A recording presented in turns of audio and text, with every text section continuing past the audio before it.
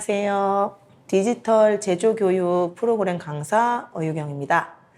오늘 해볼 장비는 3D 프린터입니다. 3D 프린터의 경우에는 오늘 장비가 K1이라는 장비를 가지고 이제 실습부터 천천히 진행을 할 예정인데 3D 프린터의 개념 자체를 먼저 조금 이해를 하셔야 됩니다. 일반적으로 3D 프린터는 다양한 소재를 가지고 또 슬라이싱 방법이나 모델링 방법도 굉장히 여러 가지 소프트웨어가 진행됩니다. 그 중에서 일단 저희는 순서대로 일단 3D 프린팅에 일반적으로 많이 사용되는 소재가 어떤 건지 먼저 살펴볼 예정이고요. 그리고 이 3D 프린터 장비 안에 들어가는 이제 데이터를 어떤 식으로 준비를 해야 되는지, 모델링과 슬라이싱의 차이가 어떤 건지 그 부분에 대해서 조금 더 알아볼 거고, 그 다음에 저희 K1 이 장비에 사용되는 슬라이싱 소프트웨어에 대해서도 알아볼 예정입니다. 그리고 마지막으로 이제 모델링 부분에 사용되는 여러 가지 방법, 그리고 이제 모델링을 할 때 이제 여러분들이 좀 팁을 얻어가실 수 있는 그런 이제 무료 파일이라든가 간단한 모델링 소프트웨어라든가 이런 부분에 대한 소개도 드릴 거고, 또 장비를 사용하실 때 주의해야 될 부분이나 안전 관리 이런 부분에도 이제 말씀을 드릴 예정입니다. 3D 프린팅의 소재에 대해서 먼저 말씀을 드리겠습니다. 저희가 사용하는 K1 같은 경우에는 적층식 3D 프린터인데 이거를 FDM 방식이라고 합니다. 지금 그림에서 보시면 FDM 방식의 경우는 필라멘트를 사용하게 됩니다.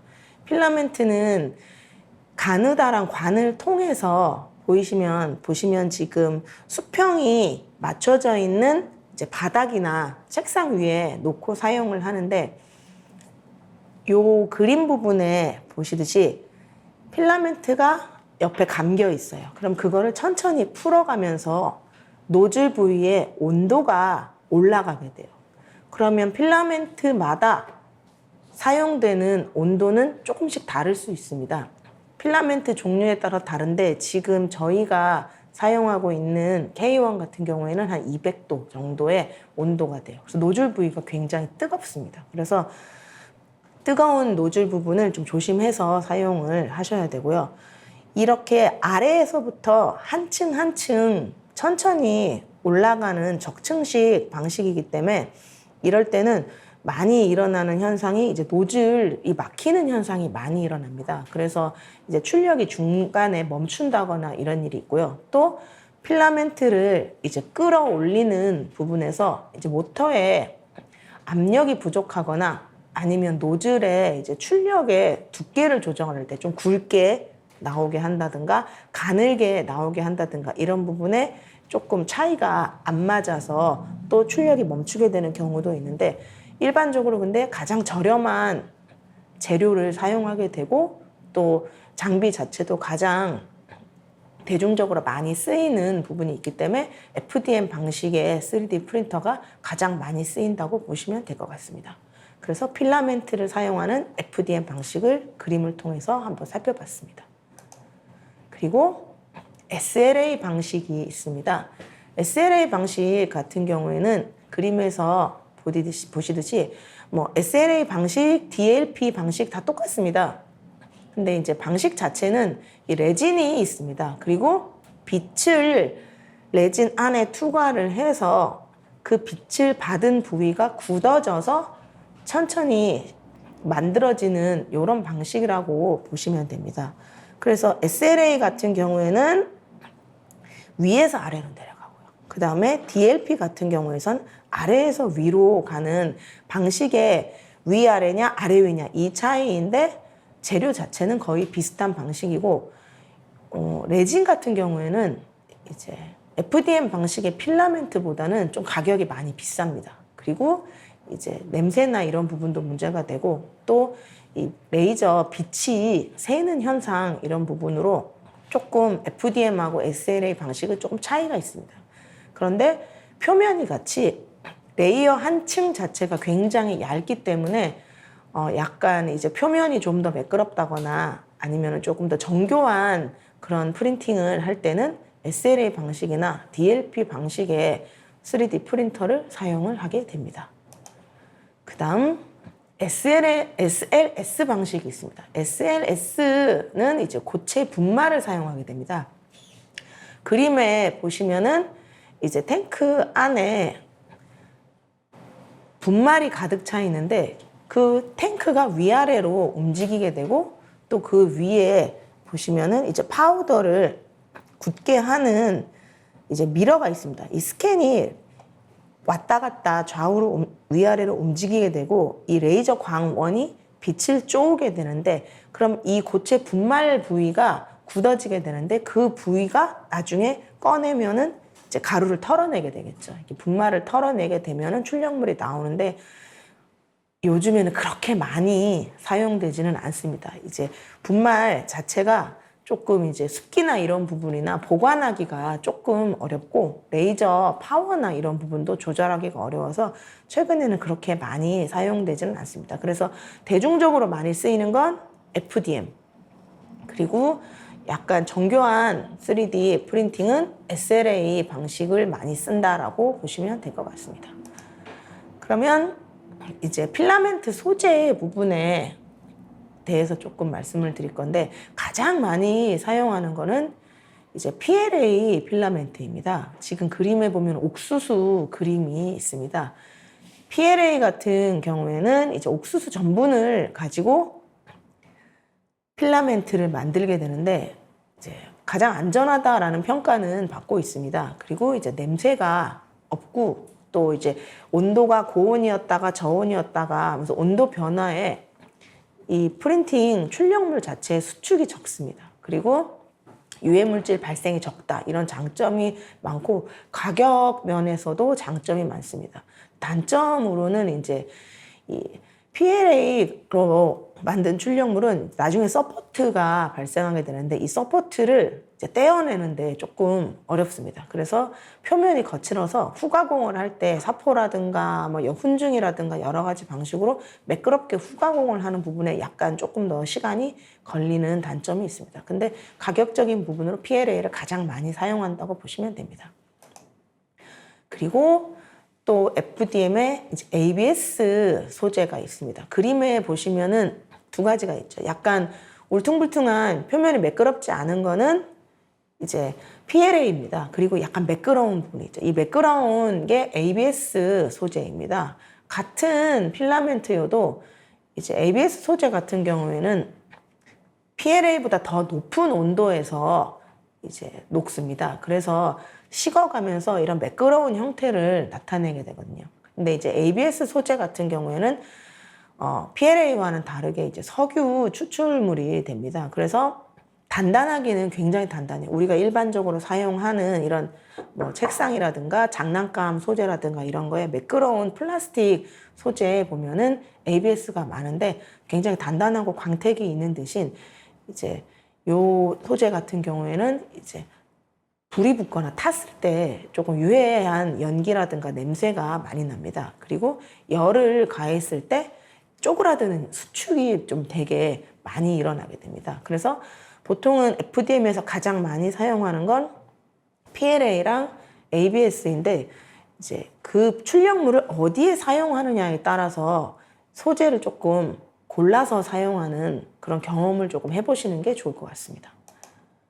그리고 나일론입니다. 나일론으로도 필라멘트가 만들어집니다. 나일론 소재 같은 경우에는 되게 단단해요. 그리고 단단하면서도 또 되게 유연한 형태를 가지고 있습니다. 그래서 강도도 높으면서 또 많이 마모가 높은 제품을 제작할 때 많이 사용을 합니다. 그리고 나일론 방식은 그림에서 보시듯이 되게 이제 컬러를 다양하게 표현하고자 할 때 이런 나일론 소재의 필라멘트를 많이 사용하게 됩니다. 근데 가격은 조금 비쌉니다. 그리고 PC가 있습니다. PC 같은 경우에는 폴리카보네이트입니다. 이 폴리카보네이트 소재의 필라멘트 같은 경우에는 충격에 되게 강하다라는 걸 기억하시면 좋을 것 같습니다. 그리고 이제 전기 절연성이 좋기 때문에 전기 부품 안에 어떤 필요한 소모품을 사용할 때 이렇게 많이 사용을 합니다. 근데 이제 냄새나 좀 인체에 안 좋은 부분 이런 것 때문에 일반적으로 메이커 스페이스에서 사용하기에는 그렇게 많이 쓰는 소재는 아닙니다. 그리고 PVA가 있습니다. 이제 PVA 같은 경우에는 이제 단독으로 그렇게 쓰이지는 않고 두 가지의 필라멘트가 같이 쓰일 때 PVA를 같이 씁니다. 지금 그림에서 보시듯이 흰색 부분에 보면은 PVA라고 보시면 돼요. 지금 파란색 부분에 있는 이 부분에 이 출력물을 출력하기 위해서 안에 굉장히 복잡한 서포트가 만들어져야 됩니다. 그러면 나중에 이거를 PLA나 ABS나 이런 거를 사용해서 서포트를 만들게 되면 나중에 이 서포트를 떼어내는 게 구석구석 너무 힘들겠죠. 그때 이 PVA를 같이 혼용해서 사용하게 되면은 이 PVA는 두 번째 그림에서 보시듯이 물에 넣으면 녹습니다. 그러면 굉장히 복잡한 형태의 3D 출력물을 모델링 했을 경우에 서포트를 떼어내기에 편리하기 때문에 이제 PVA를 많이 사용합니다. 근데 이제 이 단독으로는 쓰기 어렵고 또 이 소재 같은 경우에는 그러면 다른 소재와 함께 쓰기 때문에 노즐이 두 개가 필요해지기 때문에 듀얼 출력이 가능한 3D 프린터에만 사용이 가능합니다. 그리고 이제 힙스입니다. ABS랑 PLA의 중간 강도인데 이제 이 용액 여기는 보면 그림에 보이시듯이 여기도 이제 서포터로 됩니다. 이 힙스 같은 경우에는 리모넨 용액이라고 하는 용액에만 녹습니다. 그리고 쉽게 끊어지지 않고 하는데 금액적인 부분이나 어떤 강도나 이런 부분에서 약간 애매한 부분이 있어서 그렇게 많이 사용하지는 않습니다. 그러면 그 이외에 이제 나무도 필라멘트가 있습니다. 그래서 이제 뭐 나무의 느낌, 어떤 가구의 샘플을 만들거나 목재 느낌을 할 때는 이제 나무가 있는데 요 나무 소재의 필라멘트 같은 경우에는 노즐이 굉장히 가느다란 곳에서는 이제 어떤 펄프 느낌이 있기 때문에 사용하기가 어렵고 굵은 노즐에만 사용이 가능합니다. 그리고 그 이외에 이제 TPU가 있죠. 약간 이제 그림에서 보시다시피 약간 탄성이 있는 말랑말랑한 소재는 TPU가 쓰입니다. 근데 TPU는 이제 가격이 굉장히 조금 많이 나가죠. 그래서 3D 프린터에는 잘 안 쓰고 그 이제 금형이라든가 다른 분야에 쓰이는 소재라고 보시면 될 것 같습니다. 그리고 이외에 또 FDM 방식의 한 층 한 층 쌓아 올라가는 3D 프린터의 필라멘트 같은 경우는 굉장히 다양한 소재가 나와 있습니다. 지금 그림에서 보시다시피 이제 푸드 프린터 같은 경우에는 이제 뭐 각종 소스라든가 뭐 핫케이크 반죽이라든가 쿠키를 구울 수 있는 소재라든가 실제로 음식에 쓰이는 그런 푸드 소스도 이제 소재로 쓰일 수 있고요. 그리고 집을 지을 수 있는 어떤 시멘트를 가지고 필라멘트를 사용해서 집을 짓는 그런 FDM 방식의 3D 프린터도 현재 지금 만들어져 있는 상태고요. 또 이렇게 말랑하게 되게 탄성이 있는 플렉시블한 PVC라든가 이런 것도 있고요. 그다음에 소프트 PLA라든가 이런 되게 다양한 소재의 필라멘트가 굉장히 많이 나와 있습니다. 자, 그러면 소재에 대해서 말씀을 드렸고요. 이제 그 다음은 이제 방식에 대해서 설명을 드렸기 때문에 이 3D 프린터에 들어가는 데이터 부분에 대한 설명을 조금 드리려고 합니다. 일단 데이터를 준비를 하셔야 되는데 슬라이싱과 모델링은 조금 다른 개념이라고 생각하셔야 됩니다. 모델링은 결국 우리가 어떤 한 덩어리를 만드는 개념이라고 생각하셔야 됩니다. 그럼 이 덩어리를 만드는 방법은 되게 여러 가지 소프트웨어가 있죠. 무료로 사용할 수 있는 뭐 이제 퍼스널 버전의 퓨전이라든가 아니면 뭐 이제 가장 간단하게 쓸 수 있는 팅커캐드라든가 하는 무료 소프트웨어도 있고 또 아니면은 마야 라이노 뭐 이런 다양한 또 유료 소프트웨어들이 있습니다. 그런 소프트웨어들을 가지고 덩어리를 만드는 과정을 모델링이라고 생각하시면 됩니다. 그럼 이 모델링 파일을 그대로 출력하지는 못합니다. 슬라이싱이라는 과정을 생각하셔야 되는데 이 슬라이싱 과정은 어떤 부분인가 하면 이제 덩어리져 있는 이 모델링 파일을 3D 프린터가 이해할 수 있는 형태로 한 층 한 층 이렇게 잘라주는 과정이 슬라이싱 과정이라고 생각하시면 됩니다. 그래서 이 슬라이싱 과정은 3D 프린터마다 조금씩 틀리고요. 제조사에서 나오는 3D 프린터에 맞는 슬라이싱 소프트웨어가 별도로 준비되어 있는 곳이 있고, 아니면 범용으로 쓰이는 굉장히 다양한 3D 프린터에 들어갈 수 있는 슬라이싱 소프트웨어도 존재합니다.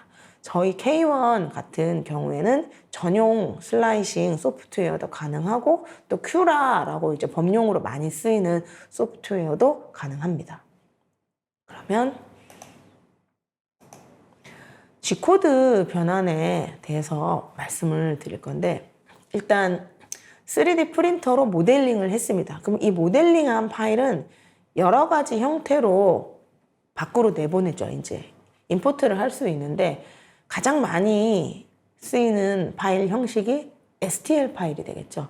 이 STL 파일을 가지고 와서 슬라이싱 소프트웨어 안에 다시 넣고, 그리고 이거를 3D 프린터가 이해할 수 있는 G코드 파일로 바꿔주는 그런 과정을 거치게 됩니다. 그러면 이 G코드로 바꿔줄 때 지금 우리가 보유하고 있는 장비에 맞는 어떤 스펙을 그 안에다가 넣어줘야 됩니다. 그래서 그 안에 들어가야 할 기본적인 정보가 이제 노즐의 경로, 그 다음에 이 노즐이 지나가는 속도, 그 다음에 한 층의 두께, 그 다음에 뭐 표면의 두께, 그 다음에 안쪽을 몇 % 정도 채우는가, 내부의 채움을 몇 %로 하는가, 그런 부분이 필요합니다. 그리고 이제 노즐의 온도라든가, 그 다음에 바닥에 이제 프린팅 할 수 있는 바닥에 붙이는 히팅 베드의 온도라든가, 그리고 서포트를 얼만큼 넣는가, 서포트를 많이 넣을 수도 있고, 아니면 서포트를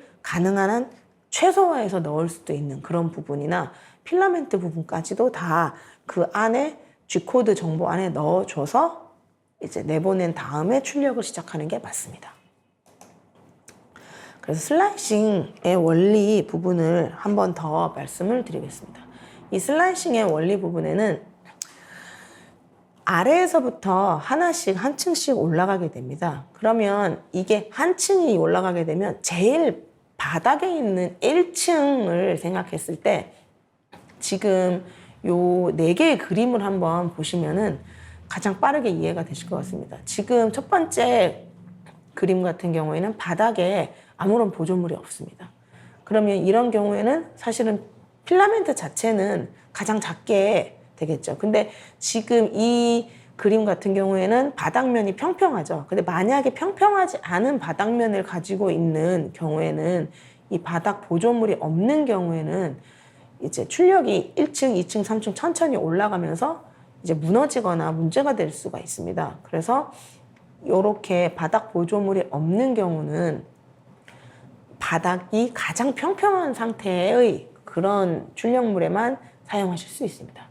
그래서 안전하게 보통 많이 사용하는 게 이제 브림 그리고 라프트입니다. 브림하고 라프트 방식을 사용해서 바닥과 출력물 사이를 이렇게 붙여주는 역할을 합니다. 그러면 이 브림과 라프트 같은 경우에는 나중에 떼어냅니다. 여기 지금 색깔이 조금 다르게 표현되어 있죠. 요거는 떼어내는 과정이 존재한다라고 보시면 될 것 같고, 마지막 그림 스커트 같은 경우에는 바닥에 붙는 부분은 없어요. 근데 이제 어떤 과정이냐면 테두리에 보면은 가느다란 선이 있습니다. 이거는 기존에 노즐 안에 남아있는 필라멘트를 제거하는 과정을 진행한다라고 보시면 될 것 같아요. 보통 바로 출력을 진행하게 됐을 때 남아있는 필라멘트 양 때문에 출력물에 영향을 주는 경우가 나타날 수 있기 때문에 스커트로 노즐 안에 있는 필라멘트를 빼주는 과정을 거친다라고 보시면 될 것 같습니다. 그래서 이 FDM 방식의 출력에 대해서 정리를 하면 일단 기억하실 게 필라멘트, 소재는 되게 다양하다라고 말씀을 드렸습니다. 그 다음에 이제 스태핑 모터가 있습니다. 이 모터가 필라멘트를 아래로 이제 잡아당기는 역할을 하겠죠. 그리고 히팅 베드, 지금 색깔이 칠해져 있죠. 이 히팅 베드가 온도가 어느 정도 적당한 온도가 설정되어 있어. 이제 히팅 베드가 온도가 너무 낮거나 이러면 출력이 진행되는 동안 이제 차츰차츰 적층되면서 떨어져 나갈 위험이 있습니다. 그래서 이 세 가지가 반드시 기본적으로 이제 세팅이 되어야 출력이 가능해집니다. 그리고 마지막에는 이제 후가공 부분이 존재를 하게 되는데, 서포트가 없을 경우에는, 정말 납작한 출력물이 있을 경우에는 이제 서포트가 없지만은 대부분은 서포트가 존재하게 됩니다. 아까 브림이라든가 이제 이런 게 존재하겠죠. 그러면 서포트를 제거하게 되고, 그때는 이제 여러 가지 도구를 사용하게 되고, 표면을 매끄럽게 하기 위해서 사포라든가 아세톤을 사용하는 경우가 나타나게 됩니다. 그러면 이제 출력 노즐에 대해서 한번 보실 건데, 사실 이 3D 프린터마다 기본적으로 제공되는 노즐이 있습니다. 근데 대부분의 제조사에서는 되게 다양한 노즐을 제공을 하고 있습니다. 그래서 보시다시피 이제 필요에 따라서 이제 노즐이 별도로 이제 구매를 하시거나 이런 경우가 있는데, 약간 이렇게 생각하시면 될 것 같아요. 노즐이 굵으면 굵게 나오겠죠. 그러면 출력이 빨리 될 수 있습니다. 그 대신 표면은 거칠게 표현이 되겠죠. 노즐이 가늘면, 여기 지금 가장 가는 게 0.2mm라고 되어 있습니다. 이러면 되게 작게 나오기 때문에 출력 시간은 굉장히 오래 걸릴 수 있습니다. 천천히 한 층 한 층 쌓아 올라가기 때문에.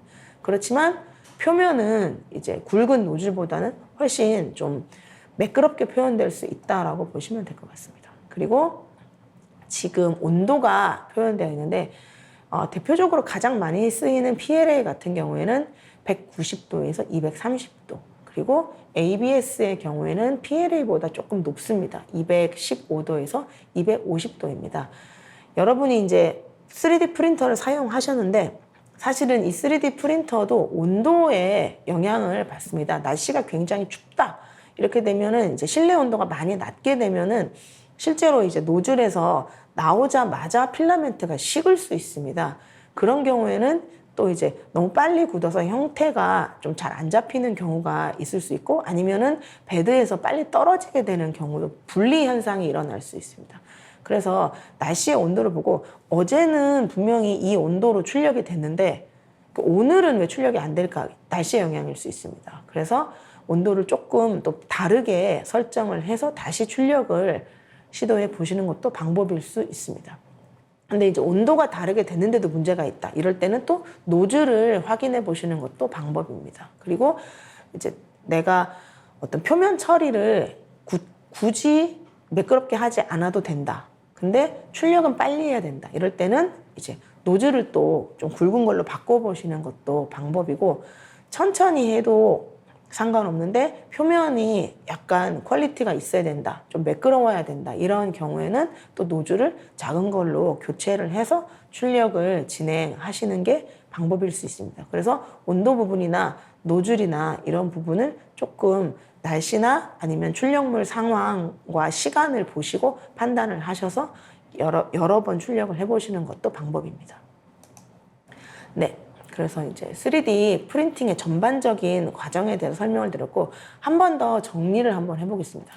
저희가 지금 사용할 장비는 여기 이제 K1입니다. 지금 현재 3D 모델링 과정에 대해 설명을 드렸어요. 그래서 이제 팅커캐드라든가 뭐 퓨전이라든가 이런 소프트웨어를 사용해서 덩어리를 만드는 과정을 진행한다고 했습니다. 그래서 파일 자체를 이제 빼낼 때는 STL 파일로 추출을 합니다.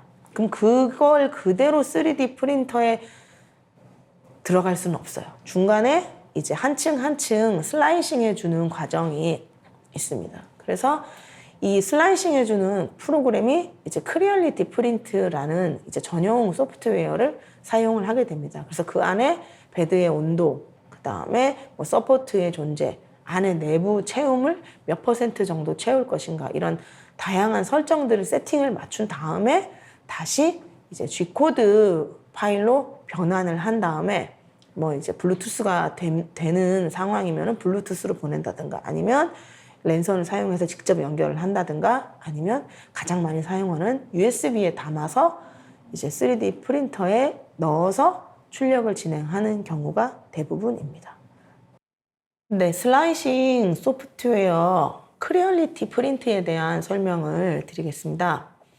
지금 영상을 보시면 이 소프트웨어가 지금 열려 있습니다. 그래서 이 소프트웨어 같은 경우에는 지금 이미지에 보이시는 이 베드가 그대로 소프트웨어 프린터 바닥과 이 베드가 같은 부분이라고 생각하시면 됩니다. 그래서 지금 보시면 이 바닥에 나와 있는 이 베드 사이즈가 실제로 출력이 이루어지는 3D 프린터의 바닥과 같은 상황이라고 보시면 돼요. 그러면 우리가 모델링을 한 파일을 불러왔을 때 이 불러온 부분을 어느 방향으로 출력을 진행하는 게 맞는가, 그리고 이제 슬라이싱을 할 때 이 출력물에 서포트가 필요한가, 이런 부분을 이제 슬라이싱 소프트웨어 안에서 천천히 판단을 내리셔야 되는 부분이 있습니다. 그래서 내부 상태가 어떤지, 장비는 어떤 것을 사용할 건지,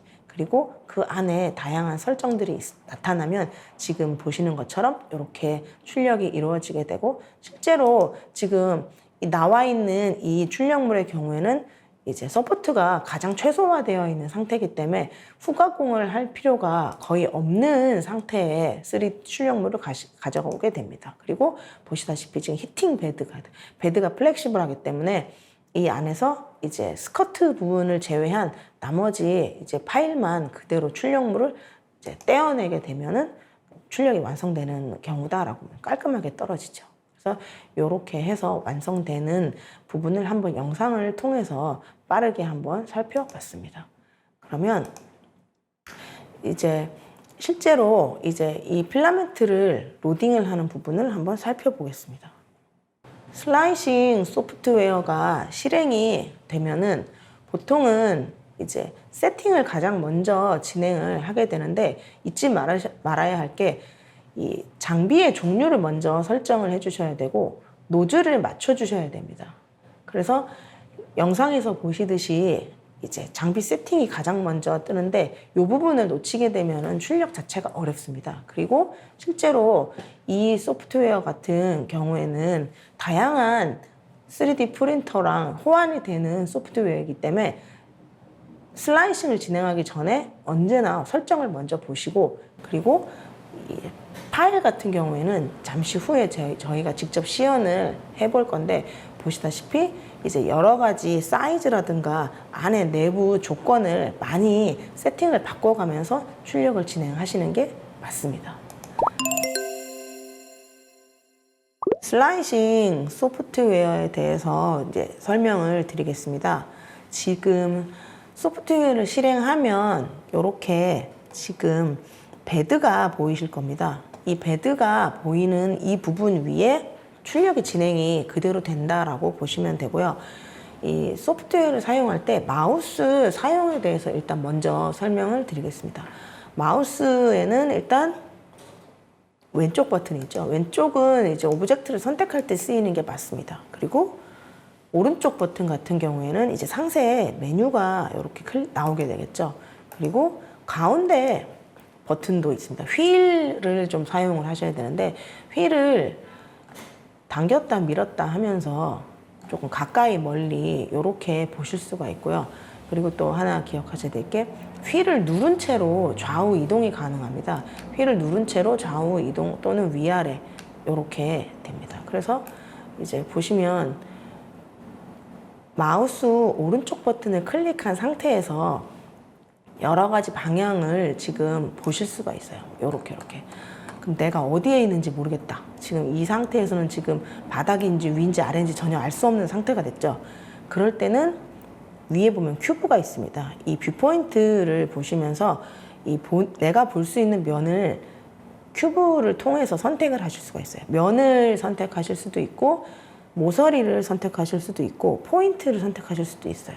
근데 제일 처음 상태로 보시려면 이 큐브 상단에 있는 이제 앵글 리셋이라고 이제 집 모양이 있습니다. 요거를 클릭을 하시면 제일 처음 상태가 됩니다. 그래서 보실 때에는 여러 가지 방향으로 이제 탑뷰가 있을 수 있겠고요. 아니면 돌려서 이제 앞에, 아니면은 이제 조금 돌려서 이제 꼭지점 상태의 대각선 형태 이런 것도 가능합니다. 그래서 어느 방향으로 보시는 게 가장 편할까 할 때 마우스를 사용해서 이제 빠르게 보고 싶으실 때 이제 여러 가지 버튼을 사용하실 수 있고, 처음은 이렇게 리셋 집 모양 요거를 클릭하시면 된다라는 걸 마우스 사용에 대해서 설명을 드렸습니다.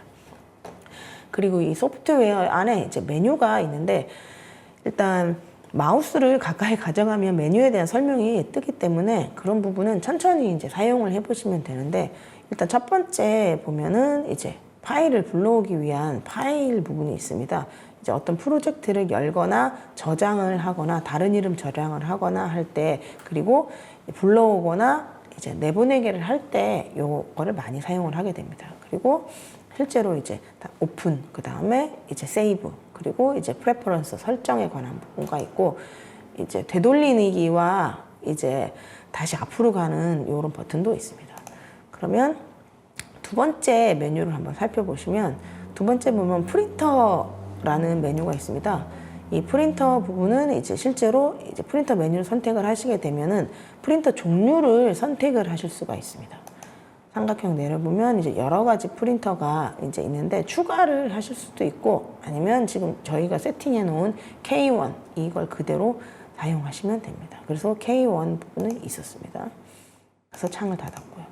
그래서 일단 실제로 한번 임의로 제가 파일을 하나 이제 불러오려고 합니다. 파일을 불러오는 방법은 여러 가지가 있는데, 가장 많이 쓰이는 방법은 이제 그냥 드래그해서 드랍하는 방법도 많이 쓰이고, 아니면 그냥 파일을 그대로 그냥 임포트 하시는 방법도 있습니다. 모델 파일을 한번 불러오면, 제가 임의로 저장해 놓은 파일을 한번 불러와 보겠습니다.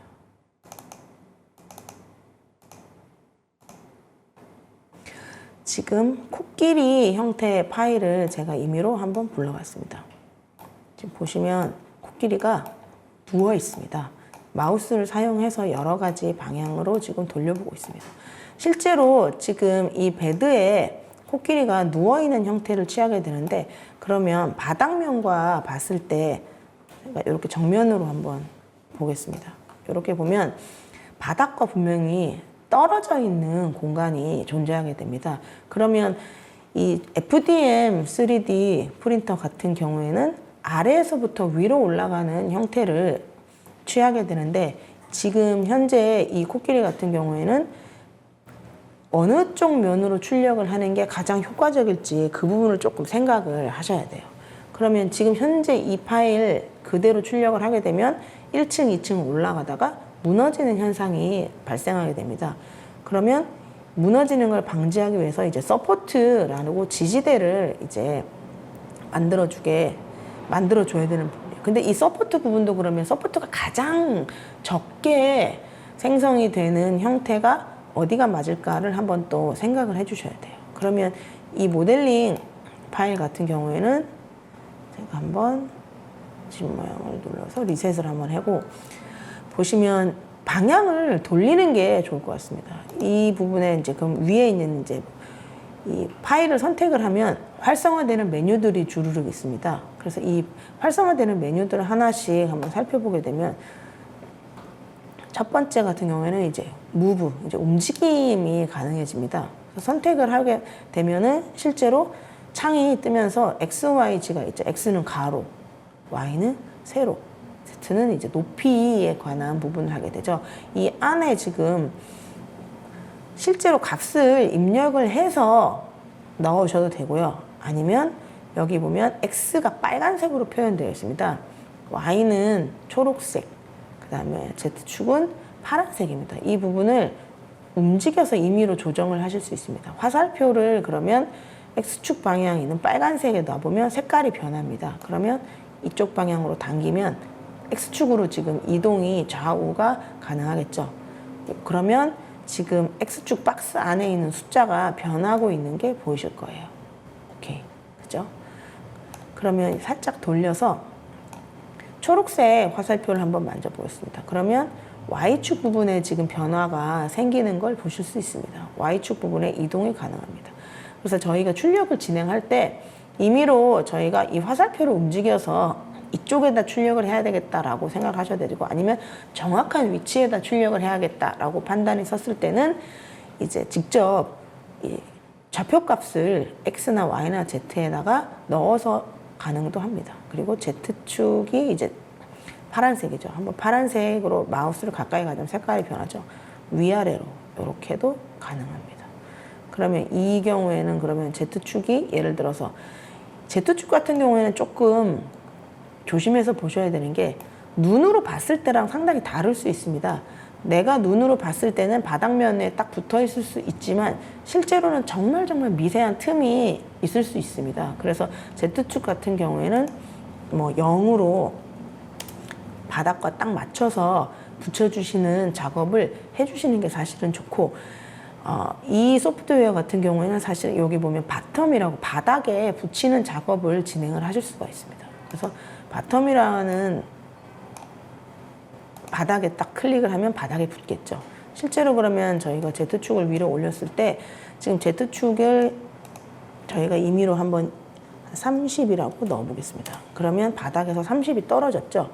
근데 이 바텀 단추를 클릭을 하게 되면 Z축이 다시 0이 되는 거를 보실 수가 있어요. 그러면 바닥에 딱 이제 일치하게 붙었다라고 보시면 됩니다. 그리고 아무래도 가운데에 출력을 진행하는 게 가장 안정적입니다. 이 바닥 베드 같은 경우에는 소모품이기 때문에 나중에 교체를 해주셔야 되죠. 자꾸 뗐다 붙였다 하게 되면은 테두리 부분 같은 경우에는 휘어지는 현상이 발생할 수 있습니다. 그래서 히팅 베드의 가장 안쪽, 요쪽이 출력하기에 가장 최적의 곳이다라고 일반적으로 많이 사용이 되기 때문에 센터에 많이 놓는데, 뭐 이제 축을 Y축을나 이제 X축을 움직여 가면서 센터에 놓으셔도 되고, 아니면 이제 메뉴 중에서 센터를 클릭을 하시면 정 가운데로 가게 됩니다. 그래서 보통 작업을 여러 가지로 진행하신 다음에는 센터 한번 클릭, 그 다음에 바텀 한번 클릭 이렇게 해주시면 이 메뉴에 무브 메뉴를 사용하셨다 보면 됩니다. 그래서 바깥을 클릭하면 이제 메뉴가 다시 사라졌죠. 다시 이렇게 선택을 했습니다. 그리고 나면 이제 두 번째 메뉴를 한번 보시겠는데, 로테이트라고 있습니다. 클릭을 한번 해보면 이제 XYZ에 이제 회전에 관한 메뉴가 나오게 됩니다. 실제로 이제 다시 또 X축 빨간색, Y축 초록색, 그 다음에 Z축 파란색인데, 가까이서 보고 내가 임의로 보시고 원하는 축을 선택을 해서 돌리실 수도 있습니다. 지금 이 코끼리 같은 경우에 누워 있으니까 선 방향으로 놓을 수 있겠죠. 그럼 내가 임의로 직접 돌릴 수도 있습니다. 그러면 실제로 돌아가는 게 눈으로 보이실 거예요. 근데 이제 이 부분을 임의로 하셔도 되고, 아니면 제가 리셋을 해보겠습니다. 실제로 이제 값을 입력하셔도 되고. 근데 요 편리한 거는 사실은 여기 보이시는 마이너스 45도가 있고 플러스 45도가 있어요. 이 45도 방향을 맞춰가면서 정확한 위치를 한번 찾아주시는 것도 방법입니다. 그러면 실제로 지금 이 코끼리 같은 경우에는 바로 서 있는 형태를 하려면 X축의 이동이 필요하겠죠. 그럼 한번 더하기 플러스 45도를 한번 해보겠습니다. 45도 돌았죠. 그리고 한 번 더 90도. 그러면 지금 원하는 형태가 됐죠. 그러면 다시 집 모양을 보면 이런 형태가 됐습니다. 이 형태에서 그럼 예를 들어 Y축을 뭐 바꾸고 싶다. 그러면 뭐 이런 식으로, 아니면 플러스 이렇게, Z축은 이 방향으로 이렇게 해서 방향을 바꿔주실 수가 있어요. 그러면 내가 봤을 때 이제 바닥에 뒷면을 뒤집어 봤을 때 코끼리가 지금 발로 바른 형태로 이렇게 지금 들어가 있죠. 그러면 방향을 보고 로테이트가 제대로 됐다. 오케이. 그러면 이렇게 진행을 하시는 게 맞습니다. 그러면 다음 메뉴. 그 다음에 이제 보통 이제 뭐 레이아웃 뭐 이런 게 나와 있는데, 이 보통은 이제 이 레이아웃 같은 경우에는 이제 선택된 모델만 레이아웃을 주는 경우가 있고, 모든 메뉴에 올 뭐 이렇게 돼 있는데, 지금 현재는 지금 코끼리가 하나만 지금 세팅이 되어 있기 때문에 셀렉트로 진행하시면 됩니다. 그 다음 메뉴가 이제 바닥을 설정해 줄 수 있는 메뉴가 있습니다. 예를 들면 저희가 로테이트를 X축을 한번 더 돌려보겠습니다. 그리고 이 바닥 메뉴를 바텀이 있는데 내가 원하는 선택한 면을 바닥으로 진행할 수가 있습니다.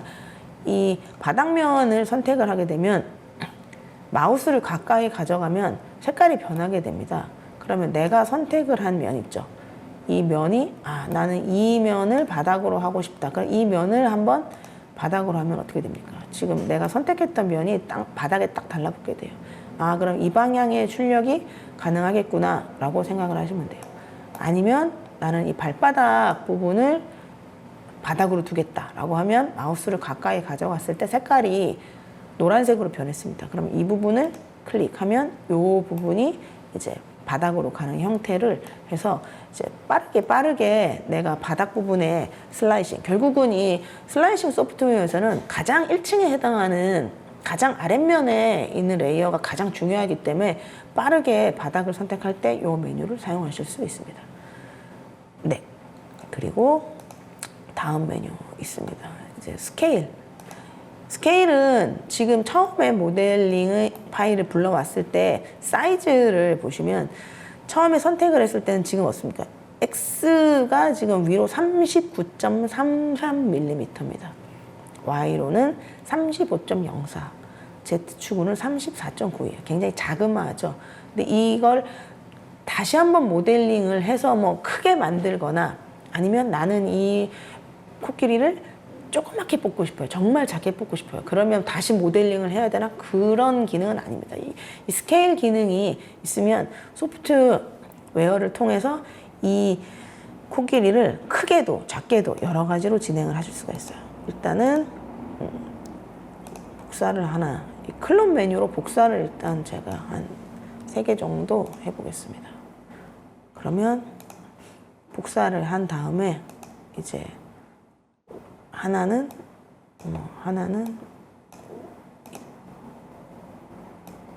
이쪽에, 또 하나는 저쪽에, 또 하나는 이쪽에, 또 하나는 저쪽에, 이런 식으로 한번 옮겨 보겠습니다. 옮겨 놓으니까 코끼리가 4마리가 됐죠. 약간 여기서 그러면 스케일 부분에 대해서 조금 설명을 드리면은 사이즈를 이제 각각 다르게 진행을 하실 수가 있어요. 지금 요 상단에 있는 코끼리는 현재 처음에 모델링 파일 그 상태의 사이즈를 유지를 하고 있습니다. 내가 임의로 지금 바꾸실 수가 있어요. 근데 여기 보면 체크박스가 있습니다. 이 체크박스가 체크가 되어 있으면 하나의 축이 바뀌었을 때 다른 축도 동시에 변환이 됩니다. 근데 예를 들어서 제가 체크박스를 해제를 했어요. 그러면 여기 보면은 나와 있죠. 언락킹을 하게 되면은 다른 형태가 나올 수도 있다 하는데 예를 들어 OK를 했습니다. 그러면 X축에 실제로 내가 입력을 했습니다. 한 50 정도로 입력을 했어요. 그러면 코끼리가 조금 더 길어졌어요. 이런 부분. 아니면 퍼센트를 넣으실 수 있어요.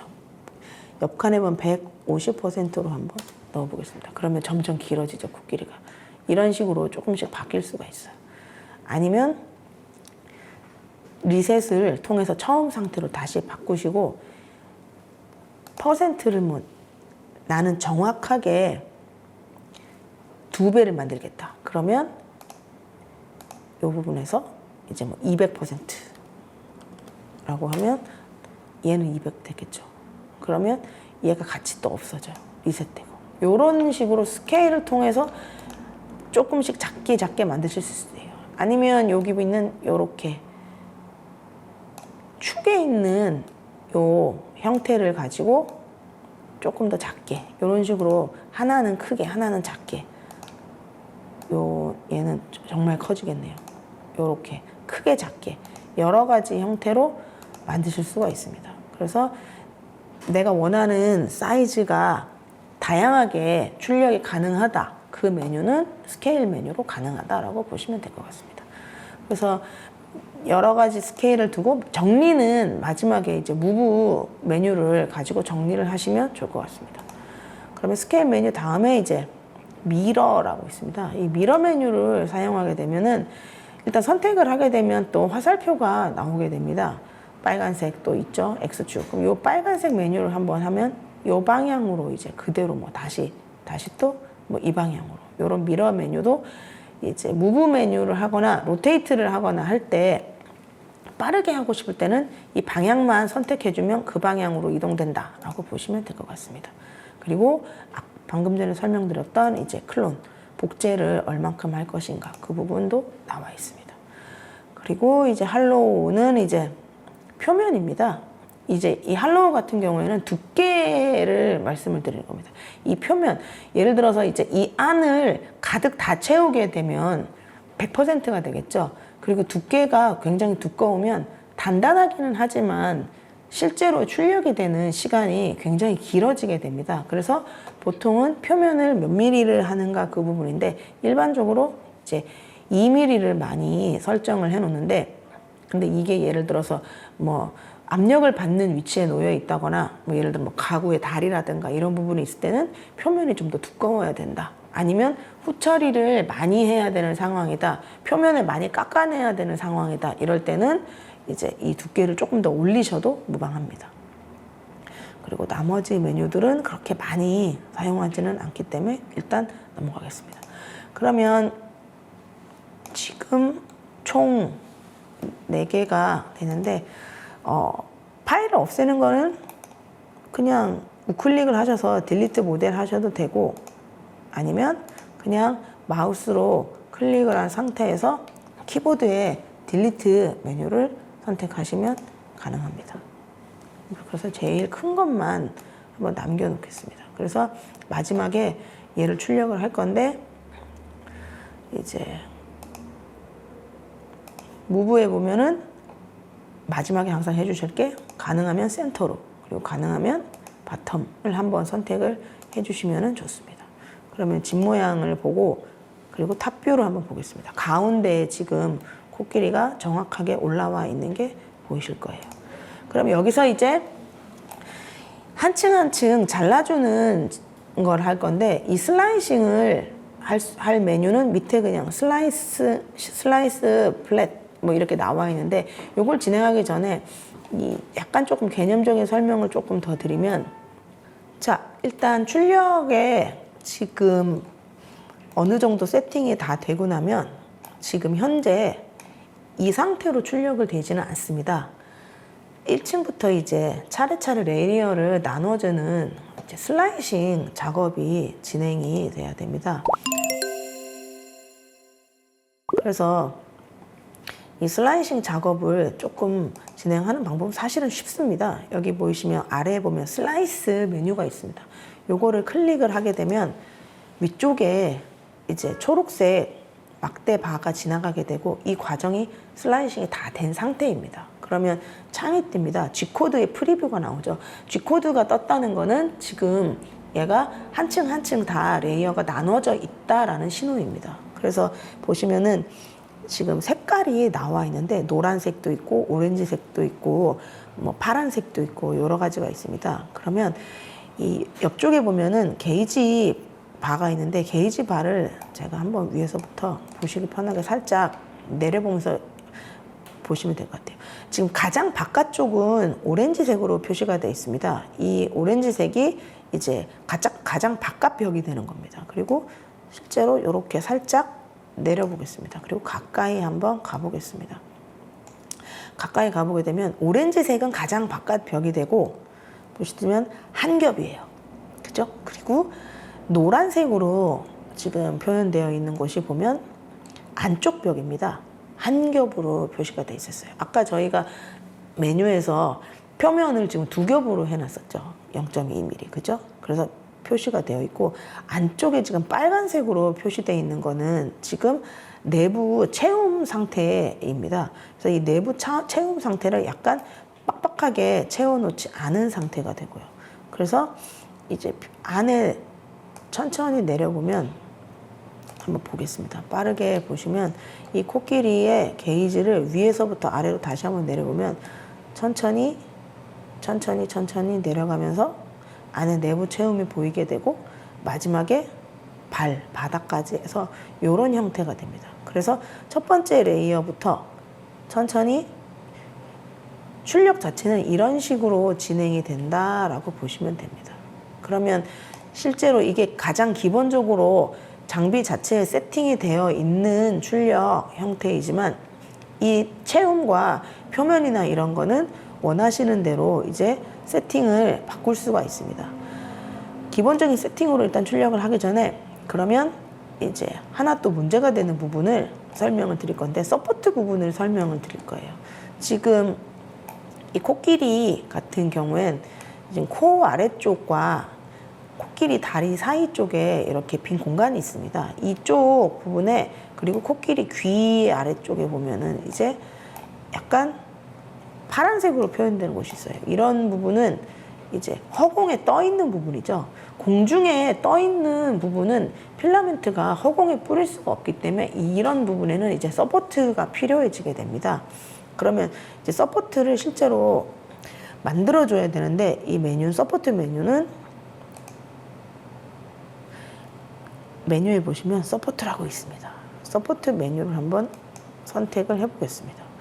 그러면 서포트 메뉴가 지금 프로세스가 나와 있는데 서포트도 종류를 선택하실 수가 있어요. 뭐 드래프트, 스탠다드 뭐 여러 가지가 있는데 기본 이제 0.20 스탠다드를 그냥 그대로 한번 진행을 해보겠습니다. 그리고 이제 뭐 여러 가지 서포트의 형태를 뭐 바꾸실 수가 있어요. 여기 보면 이제 설정을 선택을 하시면은 서포트 안에서 뭐 여러 가지 설정을 바꾸실 수가 있어요. 라프트 레이어는 얼마를 둔다, 제일 위에 제일 아래에는 얼마를 둔다, 뭐 패턴은 얼마를 준다, 뭐 이런 식으로 퍼센트 게이지라든가 이런 서포트를 주실 수가 있고요. 그리고 서포트 같은 경우에도 이제 첫 번째는 어떤 식으로 이제 플레이트 타입을 어떤 식으로 주는가, 그 다음에 프린트 형태는 어떤 식으로 주는가, 이렇게 세부 설정을 임의로 바꾸실 수가 있습니다. 기본적인 형태는 뭐 이렇게 넣어두시면 되고요. 저희가 서포트에 이제 여기 보면 unavailable 서포트, 이제 임의로 서포트가 필요 없는 것도 내가 볼 때 아 여기는 좀 불안하다 싶으면은 만들어 주실 수가 있어요. 그래서 서포트가 필요하다 판단되는 곳에 라프트부터 그 아래에 있는 세부 설정을 바꿔가면서 코끼리가 이제 바닥에 안 떨어지게, 그리고 출력이 중간에 멈추지 않도록 세팅을 바꿔주실 수가 있습니다. 그래서 다시 한번 슬라이스를 한번 해보겠습니다. 그래서 슬라이스 메뉴를 세팅을 했어요. 아까하고 달라졌죠. 서포트를 주니까 어떻게 됐습니까? 실제로 지금 이 코끼리 코 부분이랑 다리 부분이랑 이렇게 지금 초록색으로 지금 이렇게 서포트가 많이 발생이 돼 있어요.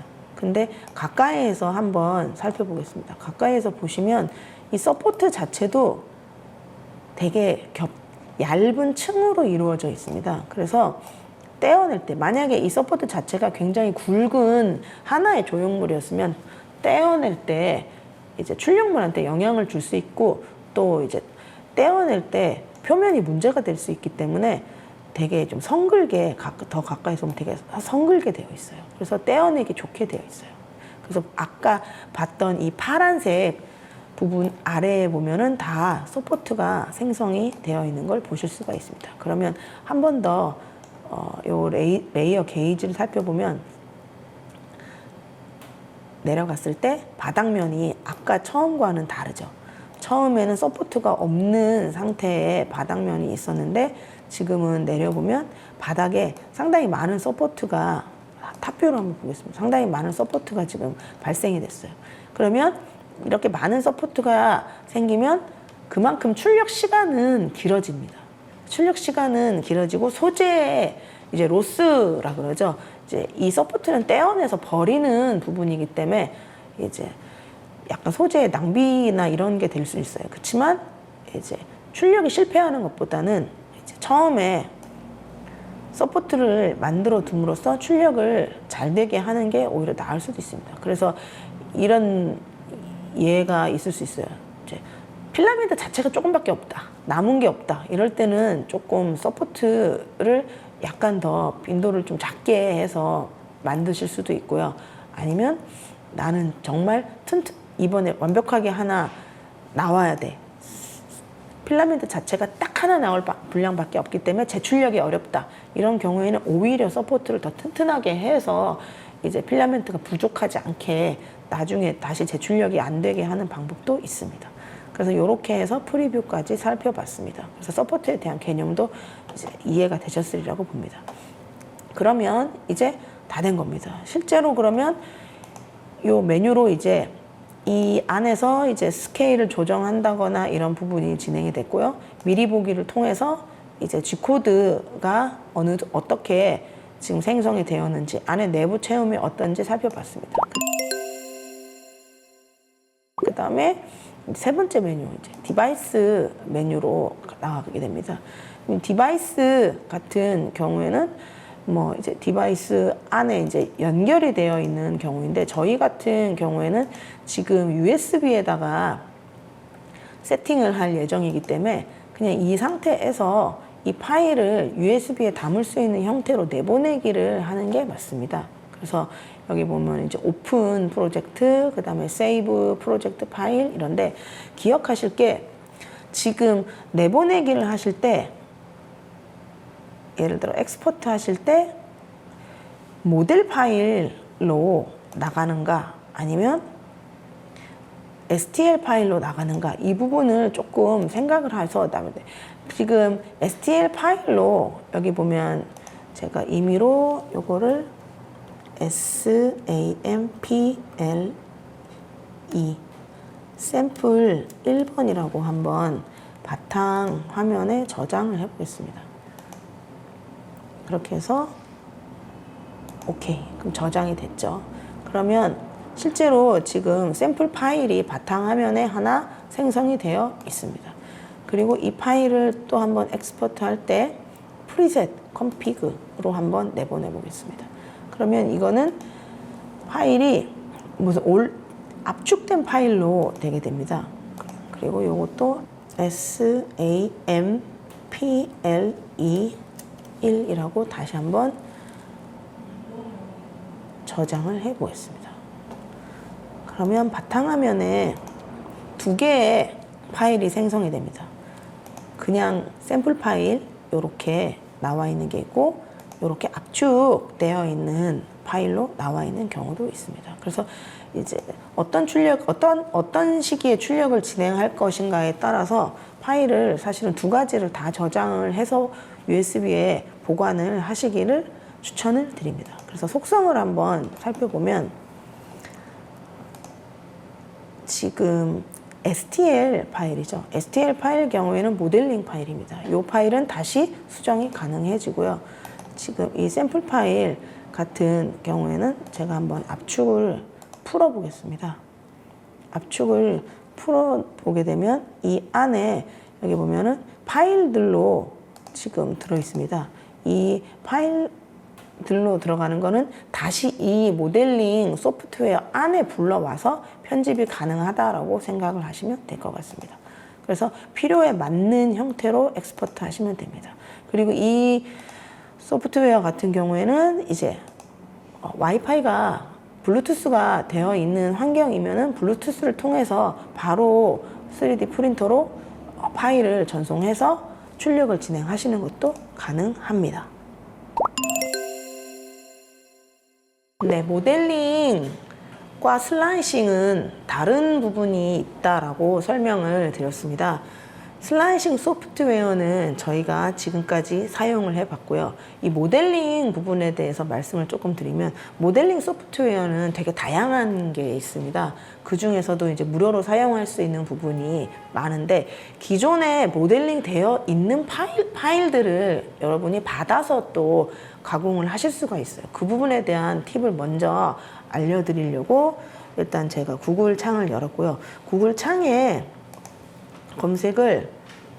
제가 검색어를 신기버스라고 한번 넣어봤습니다.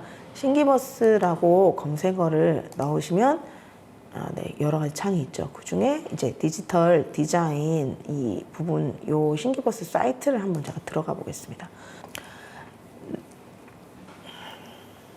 이 신기버스 사이트는 최초로 이제 3D 프린터를 개발했던 제작사에서 만든 사이트입니다. 실제로 이 사이트에는 굉장히 여러 가지 모델링 파일들이 지금 이미지로 나와 있습니다. 처음에 나와 있는 이 코끼리 보이시죠? 제가 이 코끼리 파일을 다운로드를 받아서 사용을 한 겁니다. 지금 최근에 나왔던 파일부터 순서대로 되어 있고, 제가 임의로 한번 이 파일을 한번 가보겠습니다. 회원 가입이나 이런 거를 없이 그냥 다운로드 받으실 수 있고요. 실제로 회원 가입을 해두시면 좋은 거는 내가 이제 저장을 했던 파일들, 여기 보면 이제 하트를 누른다거나 폴더에 저장을 했다거나 코멘트를 한다거나 이런 게 가능하고 공유도 가능합니다. 그래서 이 코끼리를 한 번은 이제 광고를 닫고 나면 실제로 이 파일을 만든 사람이 누구인지 나오죠. 이 사람이 이제 2024년 5월 21일에 만들어서 이 사이트에 올려서 이제 전 세계에 있는 누구나 다운로드 받아서 사용할 수 있도록 무료 배포를 한 파일입니다. 출력을 하면 이런 형태가 되고, 저희가 좀 전에 봤던 것대로 이제 슬라이싱 소프트웨어 안에 들어갔을 때는 이런 형태로 지금 모델링이 되어 있다라고 되어 있습니다. 그러면 이제 이 파일이 마음에 들어요. 그러면 저희는 지금 이 만든 제작자, 모델링을 한 이 모델러한테 뭐 감사한 마음을 가지고 그냥 이 다운로드 올 파일이라고 있습니다. 이 다운로드 올 파일을 그냥 클릭을 하시면 됩니다. 그러면 지금 위에 다운로딩이라고 1, 2, 3 하면서 광고가 하나 떴죠. 그러면 뭐 별다른 과정 없이 실제로 지금 여러분의 다운로드 폴더 안에 이 파일이 다운로드가 된 겁니다. 그래서 한번 다운로드 폴더 안에 되어 있는지 한번 보겠습니다. 네. 그러면 실제로 압축 폴더로 지금 저장이 되어 있는 상태입니다. 그냥 그대로 압축을 풀어보겠습니다. 그러면 폴더가 뜨고 실제로 그 안에 우리가 봤던 이 코끼리 파일에 이미지가 들어있죠. 이미지가 그대로 들어있고 파일도 들어있습니다. 폴더를 한번 열어보면 여기 엘리펀트라고 돼 있고 STL 파일로 들어있는 상태입니다. 모델링이 되어 있는 상태죠. 그러면 아까 슬라이싱 소프트웨어 안에 저희가 요거를 불러와서 다시 크게도 작게도 아니면 뭐 사이즈를 변형하고 여러 가지 형태로 바꿔서 출력을 진행하시면 됩니다. 그래서 무료로 배포되고 있다라고 한 번 더 말씀을 드렸고요. 그러면 이 파일 말고 또 다른 파일이 있을 수 있겠죠. 그러면 실제로 굉장히 다양한 파일들이 있는데 키워드를 가지고 검색을 하실 수가 있습니다. 그래서 뭐 이 검색 창에다가 검색을 하는데, 일단 우리가 뭐 출력 시간을 짧게 뭐 샘플을 출력한다. 그러면 예를 들어서 BOOKMAR 북마크라고 한번 키워드를 넣어 보겠습니다. 그러면 네, 많은 사람들이 만들어 놓은 굉장히 다양한 북마크가 이렇게 나와 있습니다. 그러면 여기 있는 북마크들 중에서 내가 마음에 드는 북마크가 있다. 굉장히 많죠. 마음에 드는 게 있으면 다운로드를 받으시면 돼요. 실제로. 그리고 내가 모델링한 북마크를 실제로 이 사이트에다가 무료로 공유를 하실 수도 있습니다. 그러면 내가 이게 마음에 들어요. 뭐 하면은 네. 클릭하셔서 다운로드 하시면 돼요. 실제로 이제 이런 형태구나. 그리고 모델링이 됐을 때는 이런 형태가 되겠구나. 마음에 든다. 그러면 지금 이제 파일 형식이 STL 파일이다. 그럼 STL 파일이면 충분히 사용할 수 있겠구나. 그러면 그냥 또 다운로드 올 파일 클릭하시면 뭐 3, 2, 1 하고 바로 다운로드 폴더 안에 또 저장이 됐습니다. 그래서 실제로 한 번 더 압축을 풀어보고 슬라이싱 소프트웨어에 한번 걸어보겠습니다. 그러면 창을 닫고 저희가 진행했던 크리얼리티 프린트를 한번 열어보겠습니다.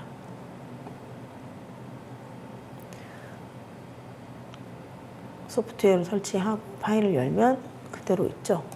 그러면 뭐 불러와도 되죠.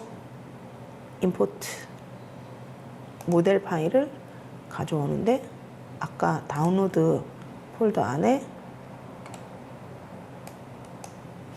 아니면 드래그 앤 드랍으로 한번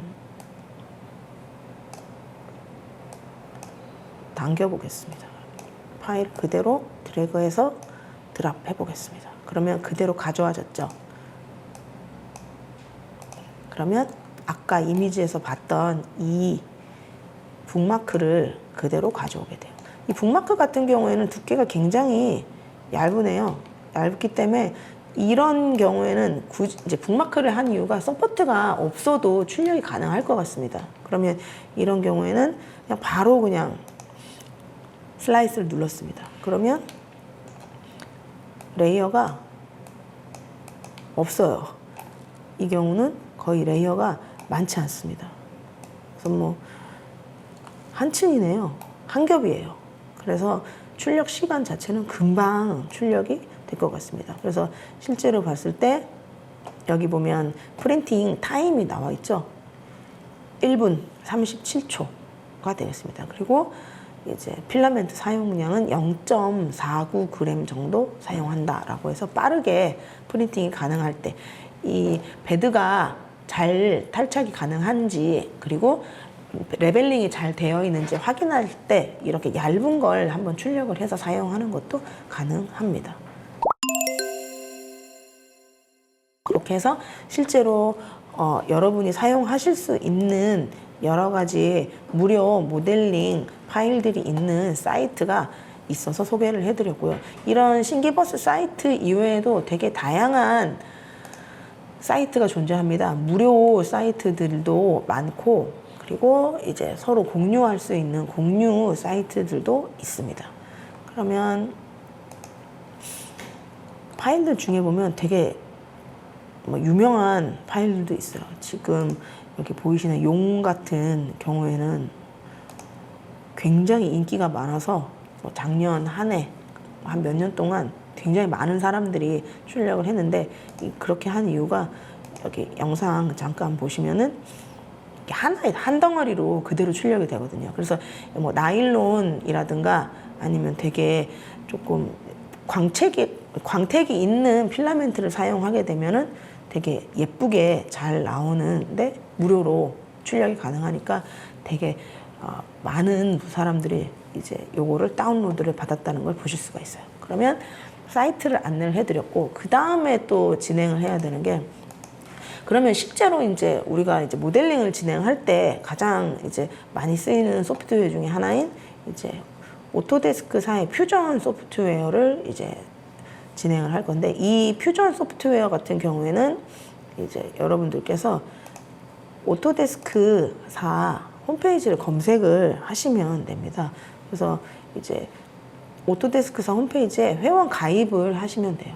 회원 가입을 하시면 실제로 오토데스크사에서 판매하고 있는 되게 여러 가지 소프트웨어들이 있는데 그 중에서 이제 퓨전, 예전에는 퓨전 360인데 지금 퓨전이죠. 퓨전에 이제 다운로드를 받으시면 돼요. 근데 보통 이제 프리 트라이얼 계정을 많이 받으시는데 프리 트라이얼 계정 같은 경우는 한 달 동안 무료입니다. 근데 한 달 동안 무료여도 개인 계정으로 이제 업데이트를 하실 수가 있어요. 개인 정보를 안에 이메일이나 주소나 이런 거를 넣으시면은 이제 인디비주얼 계정으로 하시면 1년 동안 또 무료로 진행하실 수 있고 또 갱신하고 갱신하면서 계속해서 사용을 하실 수가 있기 때문에 최근에 상당히 많이 사용을 하고 있는 소프트웨어입니다. 그래서 다운로드 과정이나 이런 부분은 이제 요 홈페이지에 가입을 하셔서 진행을 하시면 될 것 같고 실제로 한번 제가 한번 열어봤습니다. 그래서 여기 최상단에 보시면 이름이 써 있죠. 오토데스크 퓨전 퍼스널이라고 되어 있습니다. 그래서 개인 계정으로 가입이 되어 있습니다. 그래서 이 실제로 와이파이가 되는 곳에서는 이제 클라우드 기반이기 때문에 저장을 해가면서 파일을 진행을 하실 수가 있거든요. 근데 이제 예를 들어 와이파이가 안 되는 곳에서도 이제 인터넷 연결을 끊고도 오프 과정으로도 사용을 하실 수가 있어요. 그런 경우에는 클라우드에 저장은 안 되고 작업하셨던 컴퓨터에만 저장이 되는 부분은 있습니다. 그래서 일단 요 소프트웨어 같은 경우에는 최상단에는 파일 이름이 있고요. 두 번째 메뉴에 보시면은 이제 데이터 패널이라는 게 존재합니다. 그리고 파일 패널이 있고 똑같이 이제 비슷하게 저장 메뉴, 그다음에 이제 앞으로 가기, 뒤로 가기 메뉴가 있고요. 창이 있는데 지금 현재 저장이 안 되어 있기 때문에 언타이틀이라고 돼 있죠. 그리고 여러 개의 작업을 동시에 진행하실 수가 있습니다. 여기 왼쪽, 오른쪽으로 가면 뉴 디자인 있죠. 하나 더 열어보겠습니다. 그러면 지금 보시면 처음에 진행했던 언타이틀이 있고 또 언타이틀 2가 있어요. 요거는 이제 저장을 하게 되면은 파일명은 바뀌게 되겠죠. 그래서 최대 10개까지도 파일을 동시에 작업을 진행을 하실 수가 있습니다. 그리고 첫 번째 있던 이제 데이터 패널 같은 경우에는 내가 작업했던 저장된 파일들이 나와 있습니다. 그래서 한번 열어보겠습니다. 그러면 이제 데이터 공동 작업 같은 경우에는 이제 유료 버전에만 사용이 될 수 있고 개인적으로 사용하는 경우에는 이렇게 폴더를 만들어 가면서 정리를 하실 수가 있어요. 그래서 정리를 했을 때 예를 들어서 제가 이런 작업들을 진행을 했죠. 그러면 그 중에서 내가 진행했던 것 중에 이어서 계속 작업을 하고 싶다. 그러면 파일을 불러와서 작업을 하시는 것도 가능합니다. 그러면 이렇게 퓨전의 장점 중에 하나를 또 말씀을 드리면 굳이 내가 외장하드라든가 USB라든가 이런 걸 가지고 있지 않더라도 홈페이지에 회원가입이 되어 있으면 제 개인 계정을 가지고 다른 컴퓨터 환경에 가서 소프트웨어를 다시 다운로드만 받으면 제 계정으로 로그인을 해서 제가 작업했던 그런 파일들을 불러올 수가 있습니다. 데이터 패널에는 작업하셨던 이제 모델링 파일들을 저장을 하실 수가 있습니다. 근데 이제 개인 계정 부분에서 기억하셔야 될 게 파일들을 주루루 저장은 하셨는데 보면 리드 온리라는 게 있고 에디터블이라는 게 있습니다. 편집이 가능하도록 저장할 수 있는 거는 10개까지 가능합니다.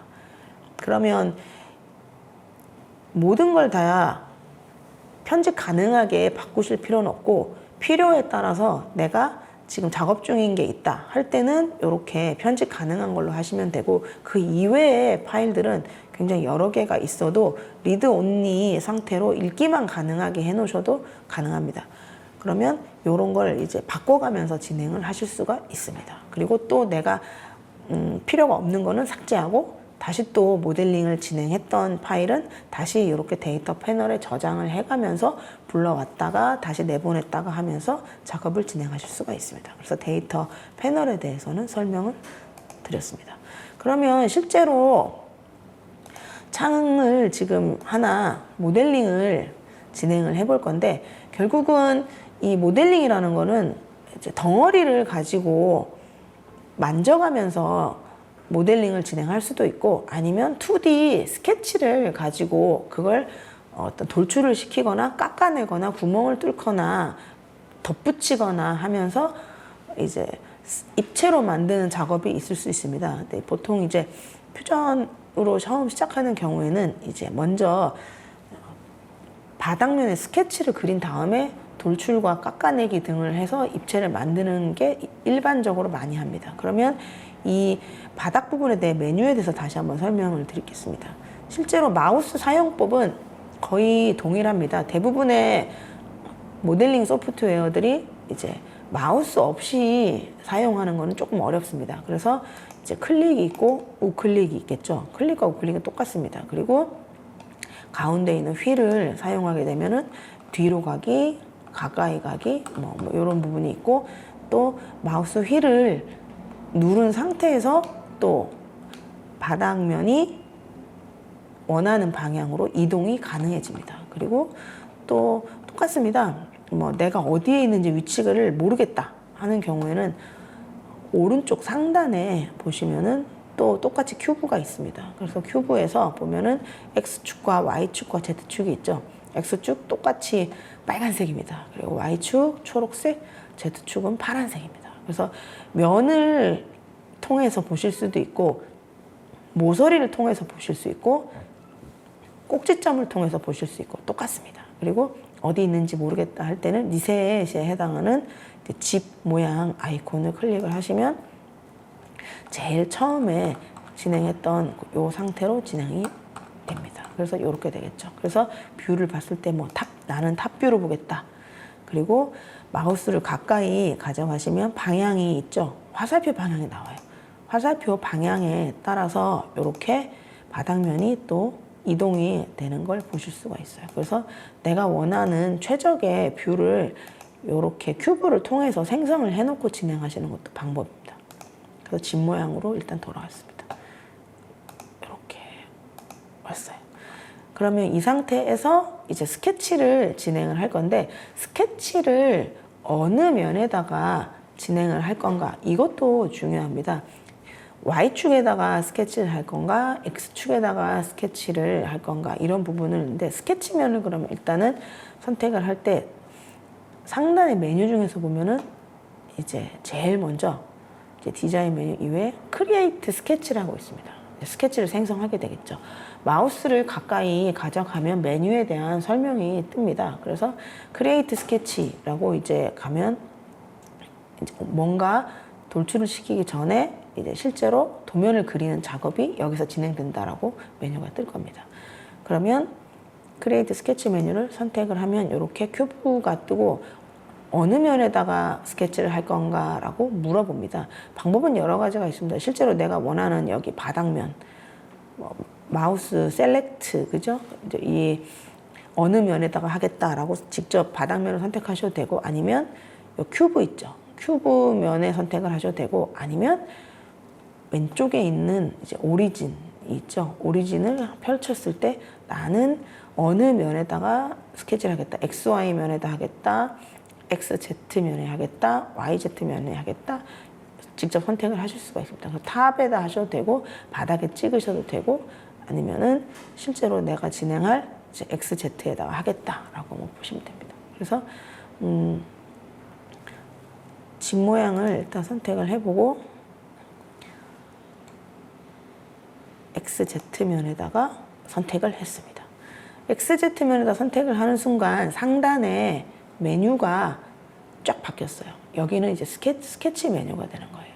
그리고 스케치 메뉴들을 보면은 필요한 이제 여러 가지 라인과 도형 부분이 있습니다. 그래서 보통은 굉장히 여러 가지 다양한 도형들이 있는데 삼각형이 있으면은 그 아래에 확장된 메뉴들이 있습니다.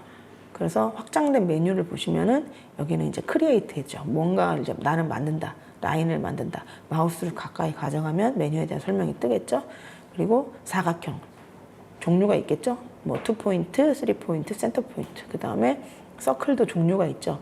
여러 가지 종류의 서클들. 그 다음에 호나 이제 다각형 폴리곤에 관한 거, 여러 가지 슬롯이나 스플릿에 관한 거, 커브, 여러 가지 포인트, 그 다음에 글자를 입력하는 텍스트, 그 다음에 뭐 미러, 그 다음에 패턴 여러 가지가 나와 있어요. 그래서 자주 사용하는 거는 위에 상단에 있고 이제 내가 원하는 부분은 이렇게 내려서 그릴 수가 있습니다. 그래서 뭔가를 내가 그린다 하면은 요 크리에이트 메뉴를 선택을 해서 필요한 거를 이제 클릭을 하셔서 그리시면 돼요. 그 다음에 모디파이는 이제 그 이후에 이제 편집 과정과 이제 여러 가지를 거치게 되는데 일단 임의로 제가 아무거나 하나 선택을 해볼게요. 뭐 예를 들어서 원을 그리겠다. 그러면 원을 선택하는 순간 마우스의 모양이 바뀌죠. 이 포인트 지점이 나오게 돼요. 그리고 마우스를 천천히 움직이다 보면은 이렇게 뭔가 앵글이 딱 걸리는 순간이 와요. 그러면 아 여기는 딱 어떤 지점이 위치하는구나. 센터구나 하고 아시게 돼요. 그리고 내가 현재 선택한 도형이 어떤 건지 마우스 포인터 아래에 모양이 찍히게 돼요. 제가 사각형을 선택하게 되면 사각형이 찍히게 되고 원을 선택하게 되면 원 모양이 찍히게 되죠. 클릭을 했어요. 그러면 바로 원을 그냥 그대로 그리실 수가 있어요. 그러면 원을 그리면서 이 원의 사이즈가 네모 박스 안에 들어가게 되는데 이 안에다가 직접 뭐 숫자를 입력하셔도 되고 아니면 클릭을 하셔도 되는데 예를 들어 제가 뭐 지름이 20인 200, 지름이 200인 걸 한번 넣어보겠습니다. 그러면 이렇게 고정이 됐죠. 원이 하나 완성이 됐어요. 그러면 여기 나와 있죠. 얘는 200짜리 원이다 라고 떠진 거예요. 그러면 네모를 한번 또 그려보겠습니다.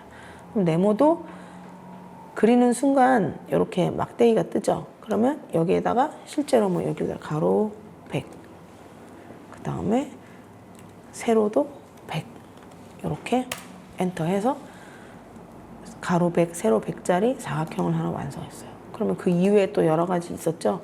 뭐 호라든가 폴리곤이라든가 있었죠. 그러면 뭐 아무 폴리곤이나 하나 선택해서 그려보겠습니다. 그러면 폴리곤 같은 경우에도 뭐 예를 들어서 뭐 한 200 정도 넣고 몇 각형인가? 팔각형 뭐 이런 식으로 해서 그려봤어요. 스케치를 다 했어요. 스케치를 다 한 다음에는 끝났다 하면은 여기 보면 상단에 피니시 스케치라는 메뉴가 존재를 합니다. 한번 선택을 해보겠습니다. 다시 처음에 메뉴가 나옵니다. 집 모양을 한번 선택을 해보겠습니다. 바닥에 그냥 붙어 있죠. 얘는 아직 그러면 입체가 되지 않은 상태예요.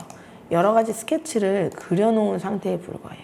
그럼 이거를 위로 올리거나 아래로 내리거나 여러 가지 형태로 바꿔주는 작업이 필요하게 됩니다. 그 부분을 이제 스케치 메뉴가 지나고 난 다음에는 두 번째 메뉴에 한번 마우스를 가까이 가져가면 익스트루드라고 표현이 되어 있습니다. 이 익스트루드라는 메뉴는 그러면 그야말로 돌출입니다.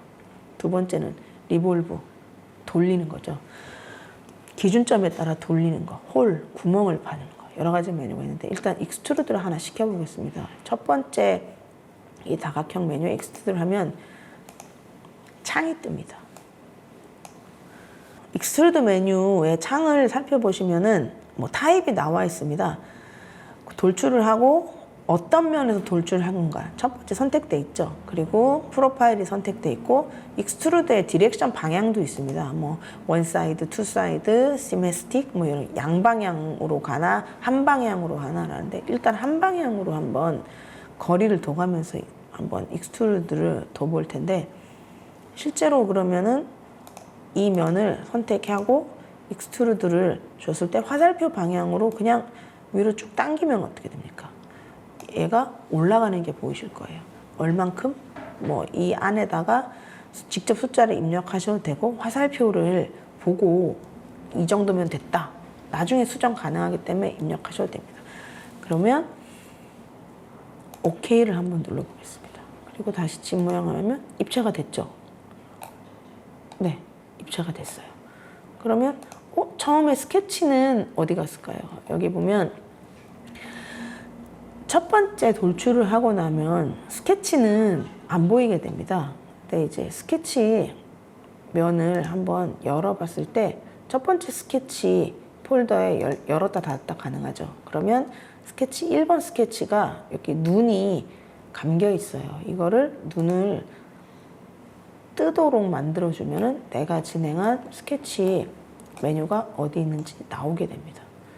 그러면 이제 보이니까 두 번째 익스트루드를 한번 진행해 보겠습니다. 그러면 익스트루드 메뉴 해서 뭐 한 이 정도 600 정도 올려서 오케이 하면은 두 번째 한 번 더 또 익스트루드 메뉴 얘는 한 이 정도 해서 오케이 하면 세 개의 익스트루드가 진행됐고 세 개의 입체 형태의 메뉴가 나오게 됩니다. 이대로가 되면 이제 입체가 됐기 때문에 이거를 내보내면 모델링 파일이 완성이라는 게 기본적인 개념이라고 보시면 돼요.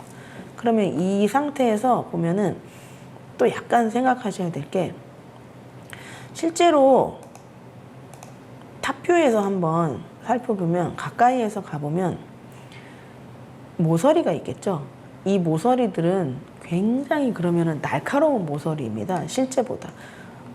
직각은 결국은 이제 모델링 프로그램 안에서의 직각은 정말 직각이에요. 그럼 이걸 직접 출력을 했을 때는 생각보다 되게 날카로울 수 있어요. 그러면 사용하는 어떤 시제품이거나 프로토타입을 만들었을 때 이 부분이 굉장히 날카로울 수 있거든요. 그런 부분을 이제 진행하는 게 이제 이렇게 모디파이 쪽에 보면은 필렛을 주거나 쉘을 주거나 뭐 이제 결합을 하거나 이제 스플릿을 나누거나 하는 게 가능해집니다.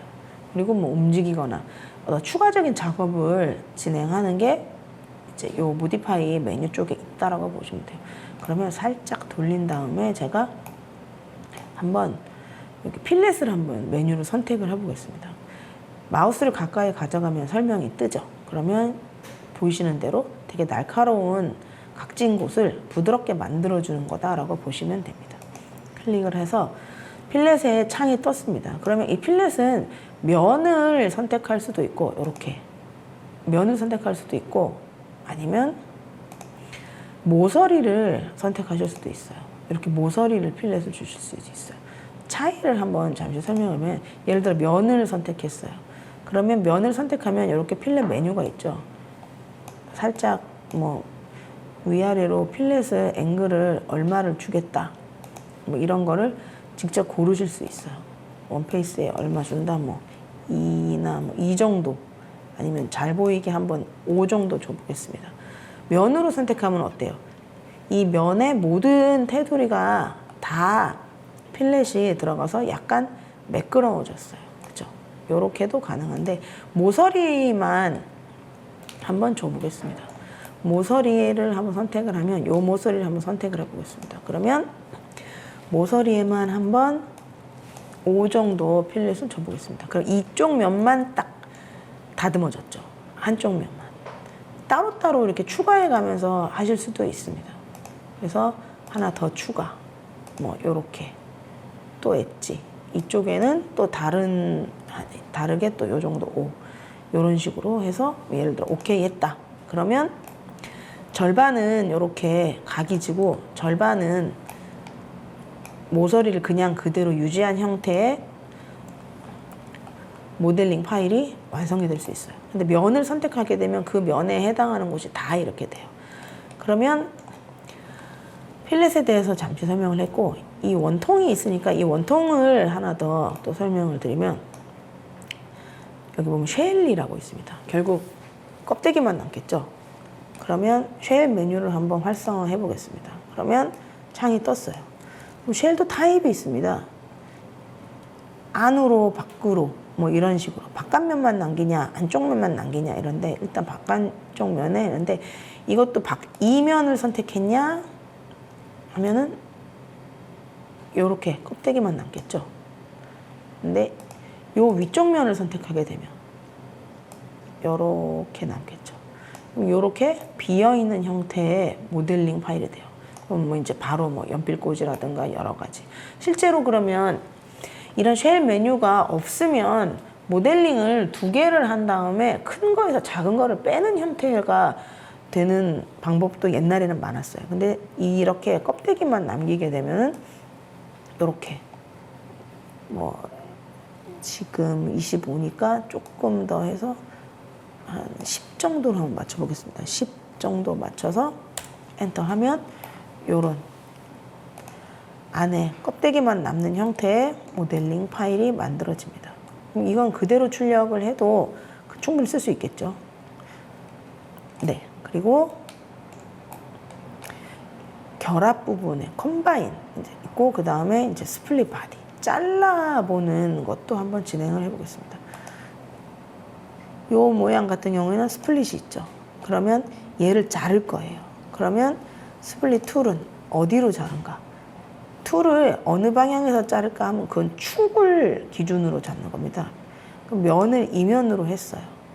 그렇게 해서 나는 이 면을 중심으로 자르겠다. 어느 부분을 자를까? 그 부분을 판단을 하셔서 올리시면 됩니다. 나는 이쪽으로 자르겠다. 근데 스플릿 면이 2개가 될 수는 없죠. 그러면 나는 이면으로 해서 뭐 자른다. 요렇게. 한 면으로 자른다. 뭐 이렇게 해서 잘라서 사용을 하실 수도 있습니다.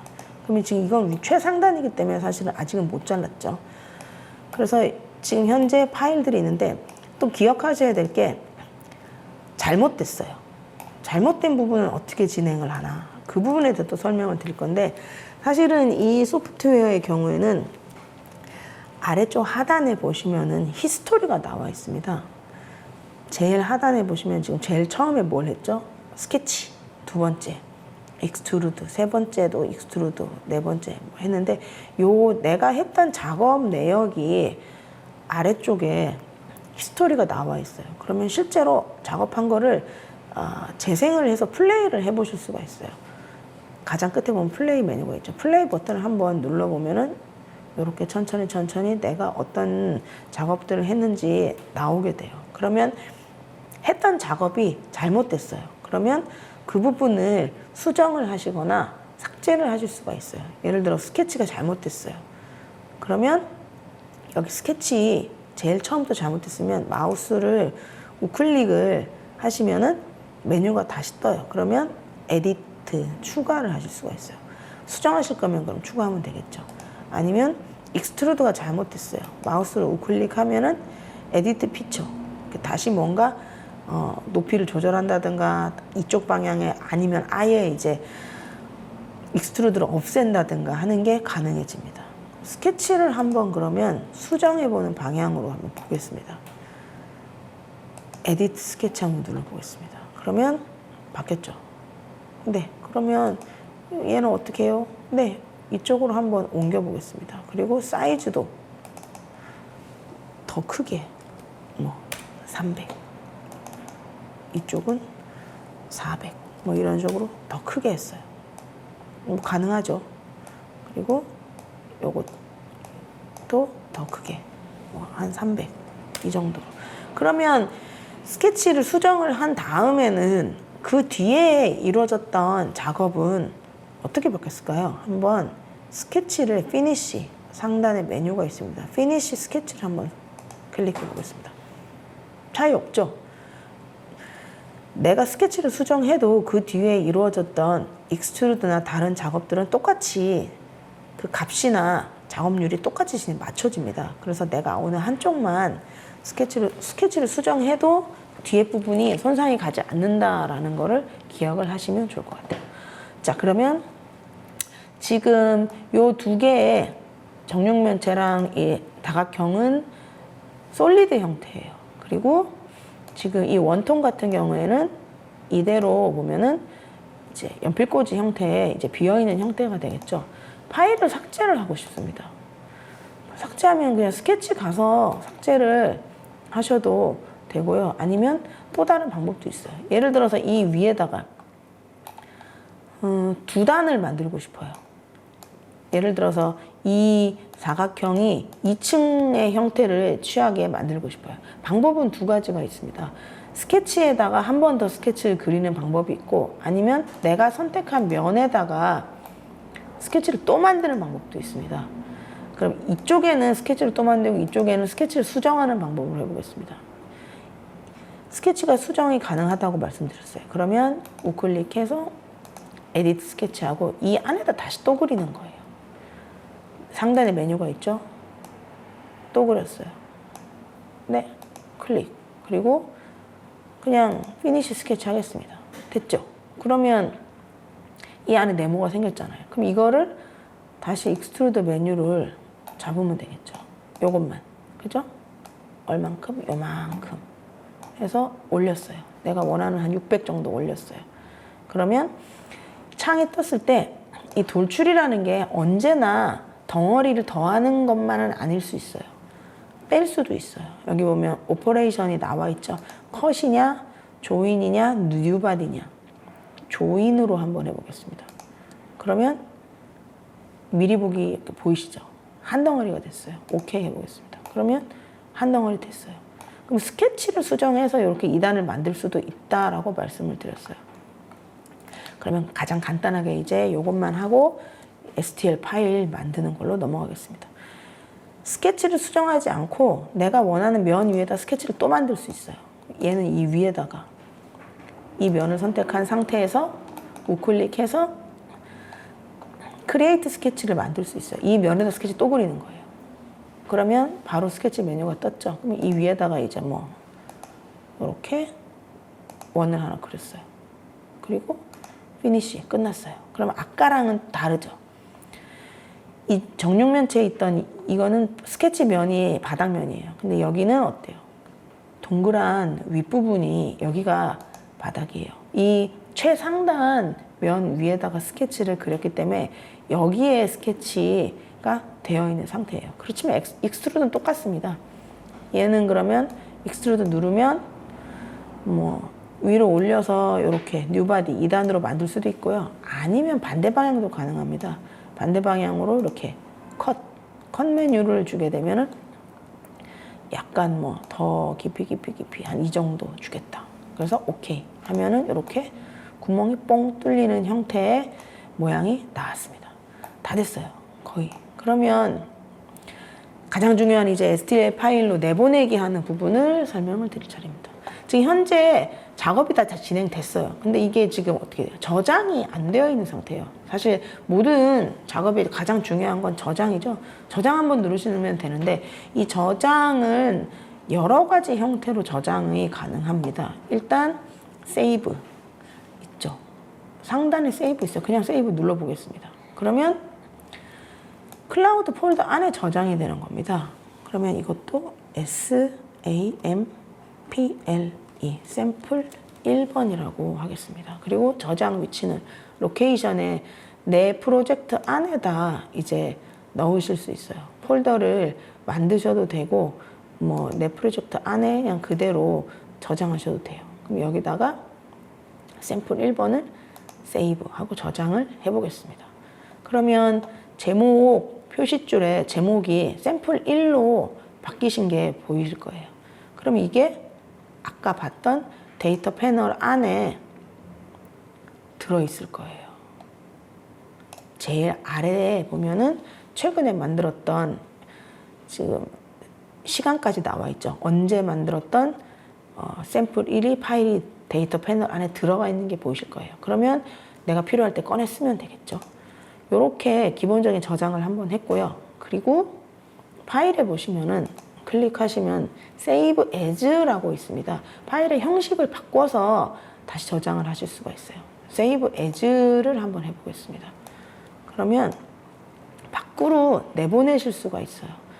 어디로 내보낸다? 여기 보면은 이제 뭐 여러 가지 폴더들이 있는데 뭐 내가 원하는 폴더 안에다가 뭐 굳이 뭐 정해서 또 다른 세이브 에즈로 저장을 진행하셔도 돼요. 다른 폴더 안에 뭐 연습 폴더 안에 또 아니면 다른 뭐 이게 유료 버전일 경우에는 공동 작업하고 있는 폴더 안에 이렇게 저장을 하셔도 됩니다. 그러면 이 저장한 파일들은 엄밀히 말하면은 퓨전 파일입니다. 아직까지 STL 파일은 아니에요. 이 안에서 수정이 가능한 퓨전 파일로만 저장이 되어 있는 거예요. 그러면 이거를 STL 파일로 내보내려면 요쪽에 왼쪽에 브라우저에 보시면은 최상단에 이제 제목이 나와 있어요. 샘플 1이라고. 그죠? 여기에 보면은 이제 마우스를 우클릭 하시게 되면 되게 다양한 메뉴들이 떠요. 그러면 그 중에서 이제 또 똑같아요. 엑스퍼트 하나, 카피 하나 하는데 세이브 에즈 메쉬라고 있습니다. 이제 얘를 덩어리로 내보내는 거예요. 메쉬 파일로 한번 내보내 보겠습니다. 그러면 세이브 에즈 메쉬 창이 뜨게 돼요. 그래서 내가 원하는 거 한번 뭐 이거 요거 하나만 아니야 요것도 요거 하나만 뭐 이렇게 여러 가지 선택도 가능해요. 일단은 저는 요거 하나를 내보내 보겠습니다. 그러면 포맷이 있는데 포맷은 STL 파일로 내보내는데 보통 가장 많이 쓰는 게 STL 바이너리 파일이 가장 호환성이 좋습니다. 요걸로 사용하시는 게 좋습니다. 그리고 유니트 타입 그대로 그냥 두시면 돼요. 그리고 안에 파일 정확도는 뭐 미디움 이게 높아질수록 파일 용량이 커지거든요. 그래서 보통은 미디움으로 많이 둡니다.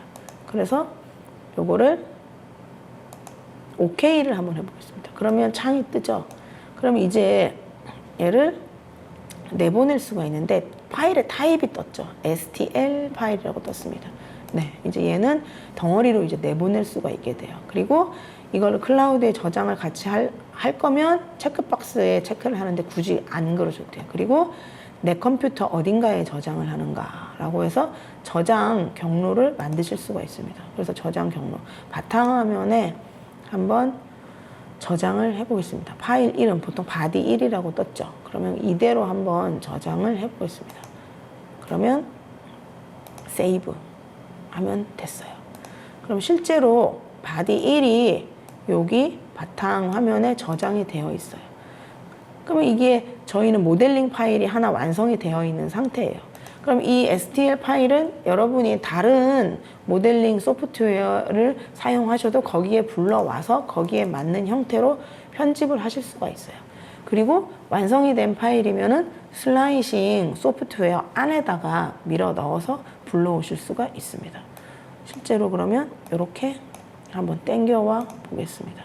그러면 땡겨왔죠? 엄청 크네요. 엄청 크네요. 실제로 사이즈를 엄청 크게 했죠. 그럼 이런 경우에는 어떻게 해야 돼요? 줄여야죠. 그러면 메뉴 중에서 선택을 해서 실제로 이제 스케일을 줄여야 되겠죠. 많이 줄여야 될 것 같습니다. 퍼센트를 한번 많이 줄여보겠습니다. 이 정도면 줄어든 것 같습니다. 많이 줄이고, 그리고 바닥을 이제 이쪽 면을 내가 원하는 바닥면을 두고 이렇게 진행을 하면 됩니다. 그러면 처음에 이렇게 하면 이제 출력이 가능한 형태가 완성이 됐어요. 그러면 이 형태는 실제로 솔리드 형태이기 때문에 안에 구멍이 있죠. 지금 이 상태에서 그대로 한번 얘를 내려보겠습니다. 없죠, 아무것도. 아직 슬라이싱을 진행을 안 했기 때문에 껍데기만 있는 상태예요. 형태가 그냥 바닥과 붙어있는 상태이기 때문에 굳이 서포트는 없어도 될 것 같습니다. 바로 슬라이스 플레이트를 해보겠습니다. 그러면 초록색 지나가고 슬라이싱이 되면 이렇게 안에 내부 채움이 되어 있는 게 보이실 거예요. 그럼 이 상태에서 이제 G코드 파일로 내보내시면 이게 3D 프린터에서 이 형태를 그대로 출력을 해주는 게 방식이라고 보시면 되십니다. 그래서 퓨전에서 파일을 하나 STL 파일로 출력을 하고 슬라이싱 소프트웨어에서 G코드 파일로 내보는 데까지 한번 진행을 해봤습니다. 네, 3D 프린터를 사용하시면서 주의해야 될 부분을 몇 가지 말씀을 드리겠습니다. 3D 프린터가 있는 공간은 정기적으로 환기를 반드시 시켜주셔야 됩니다. 예, 높은 온도에서 필라멘트가 다시 액화되었다가 다시 이제 고체가 되는 공간이기 때문에 유해한 공기가 나올 수 있고 유해물질 부분에 대한 안전성이 완전히 지금 정해지지 않았기 때문에 정기적으로 반드시 환기를 시켜주셔야 됩니다. 그리고 항상 3D 프린터가 있는 공간은 이제 레벨링이 언제나 맞아야 되기 때문에 좀 흔들리는 공간이라든가 좀 다리가 위태로운 책상이라든가 이렇지 않고 항상 바닥이 평평한 공간 또는 아니면 아예 바닥에 놓고 사용하시는 게 맞습니다. 그리고 3D 프린터를 이동하실 때는 반드시 레벨링 작업을 다시 한 번 더 진행을 해서 평탄화를 시킨 후에 출력을 진행하시는 게 맞습니다. 그리고 영상에 보시는 것처럼 출력을 진행하시면서 가장 많이 나오는 게 이 필라멘트가 중간에 막히는 경우가 많습니다. 그럴 때는 지금 동봉되어 있는 이 노즐을 제거하는 이 장비를 사용을 해 주셔야 돼요. 그리고 이렇게 온도를 고온으로 높이신 이후에 요 막대기를 사용해서 중간에 뚫어주는 작업을 하셔야 되고, 필라멘트 같은 경우에는 사용을 하시고 난 이후에는 언제나 이렇게 니퍼를 가지고 뾰족하게 한번 다듬어 주신 다음에 다시 재삽입을 해 주시는 게 맞습니다. 그리고 사용이 끝난 이후에는 이 남아있는 필라멘트가 노즐 부위에 굳어져 있는 경우가 많기 때문에 장기간 사용을 하지 않는 경우에는 항상 주의해서 미리 그냥 필라멘트를 빼놓고 다시 재사용하실 때 다시 이렇게 다시 나올 수 있도록 이렇게 사용하시는 게 맞습니다. 이 부분이 진행이 안 돼서 고장이 가장 많이 나기 때문에 그 부분을 한번 말씀을 드렸습니다.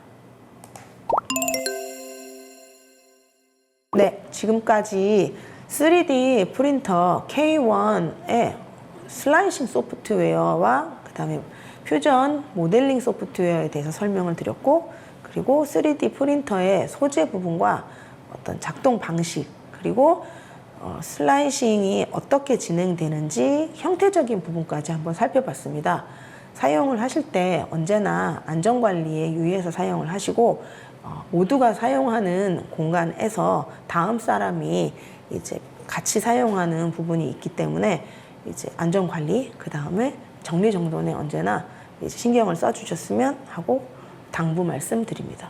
언제나 즐거운 3D 프린터 생활 하시기를 바라겠습니다. 네, 지금까지 디지털 제조교육 프로그램 강사 오유경이었습니다. 감사합니다.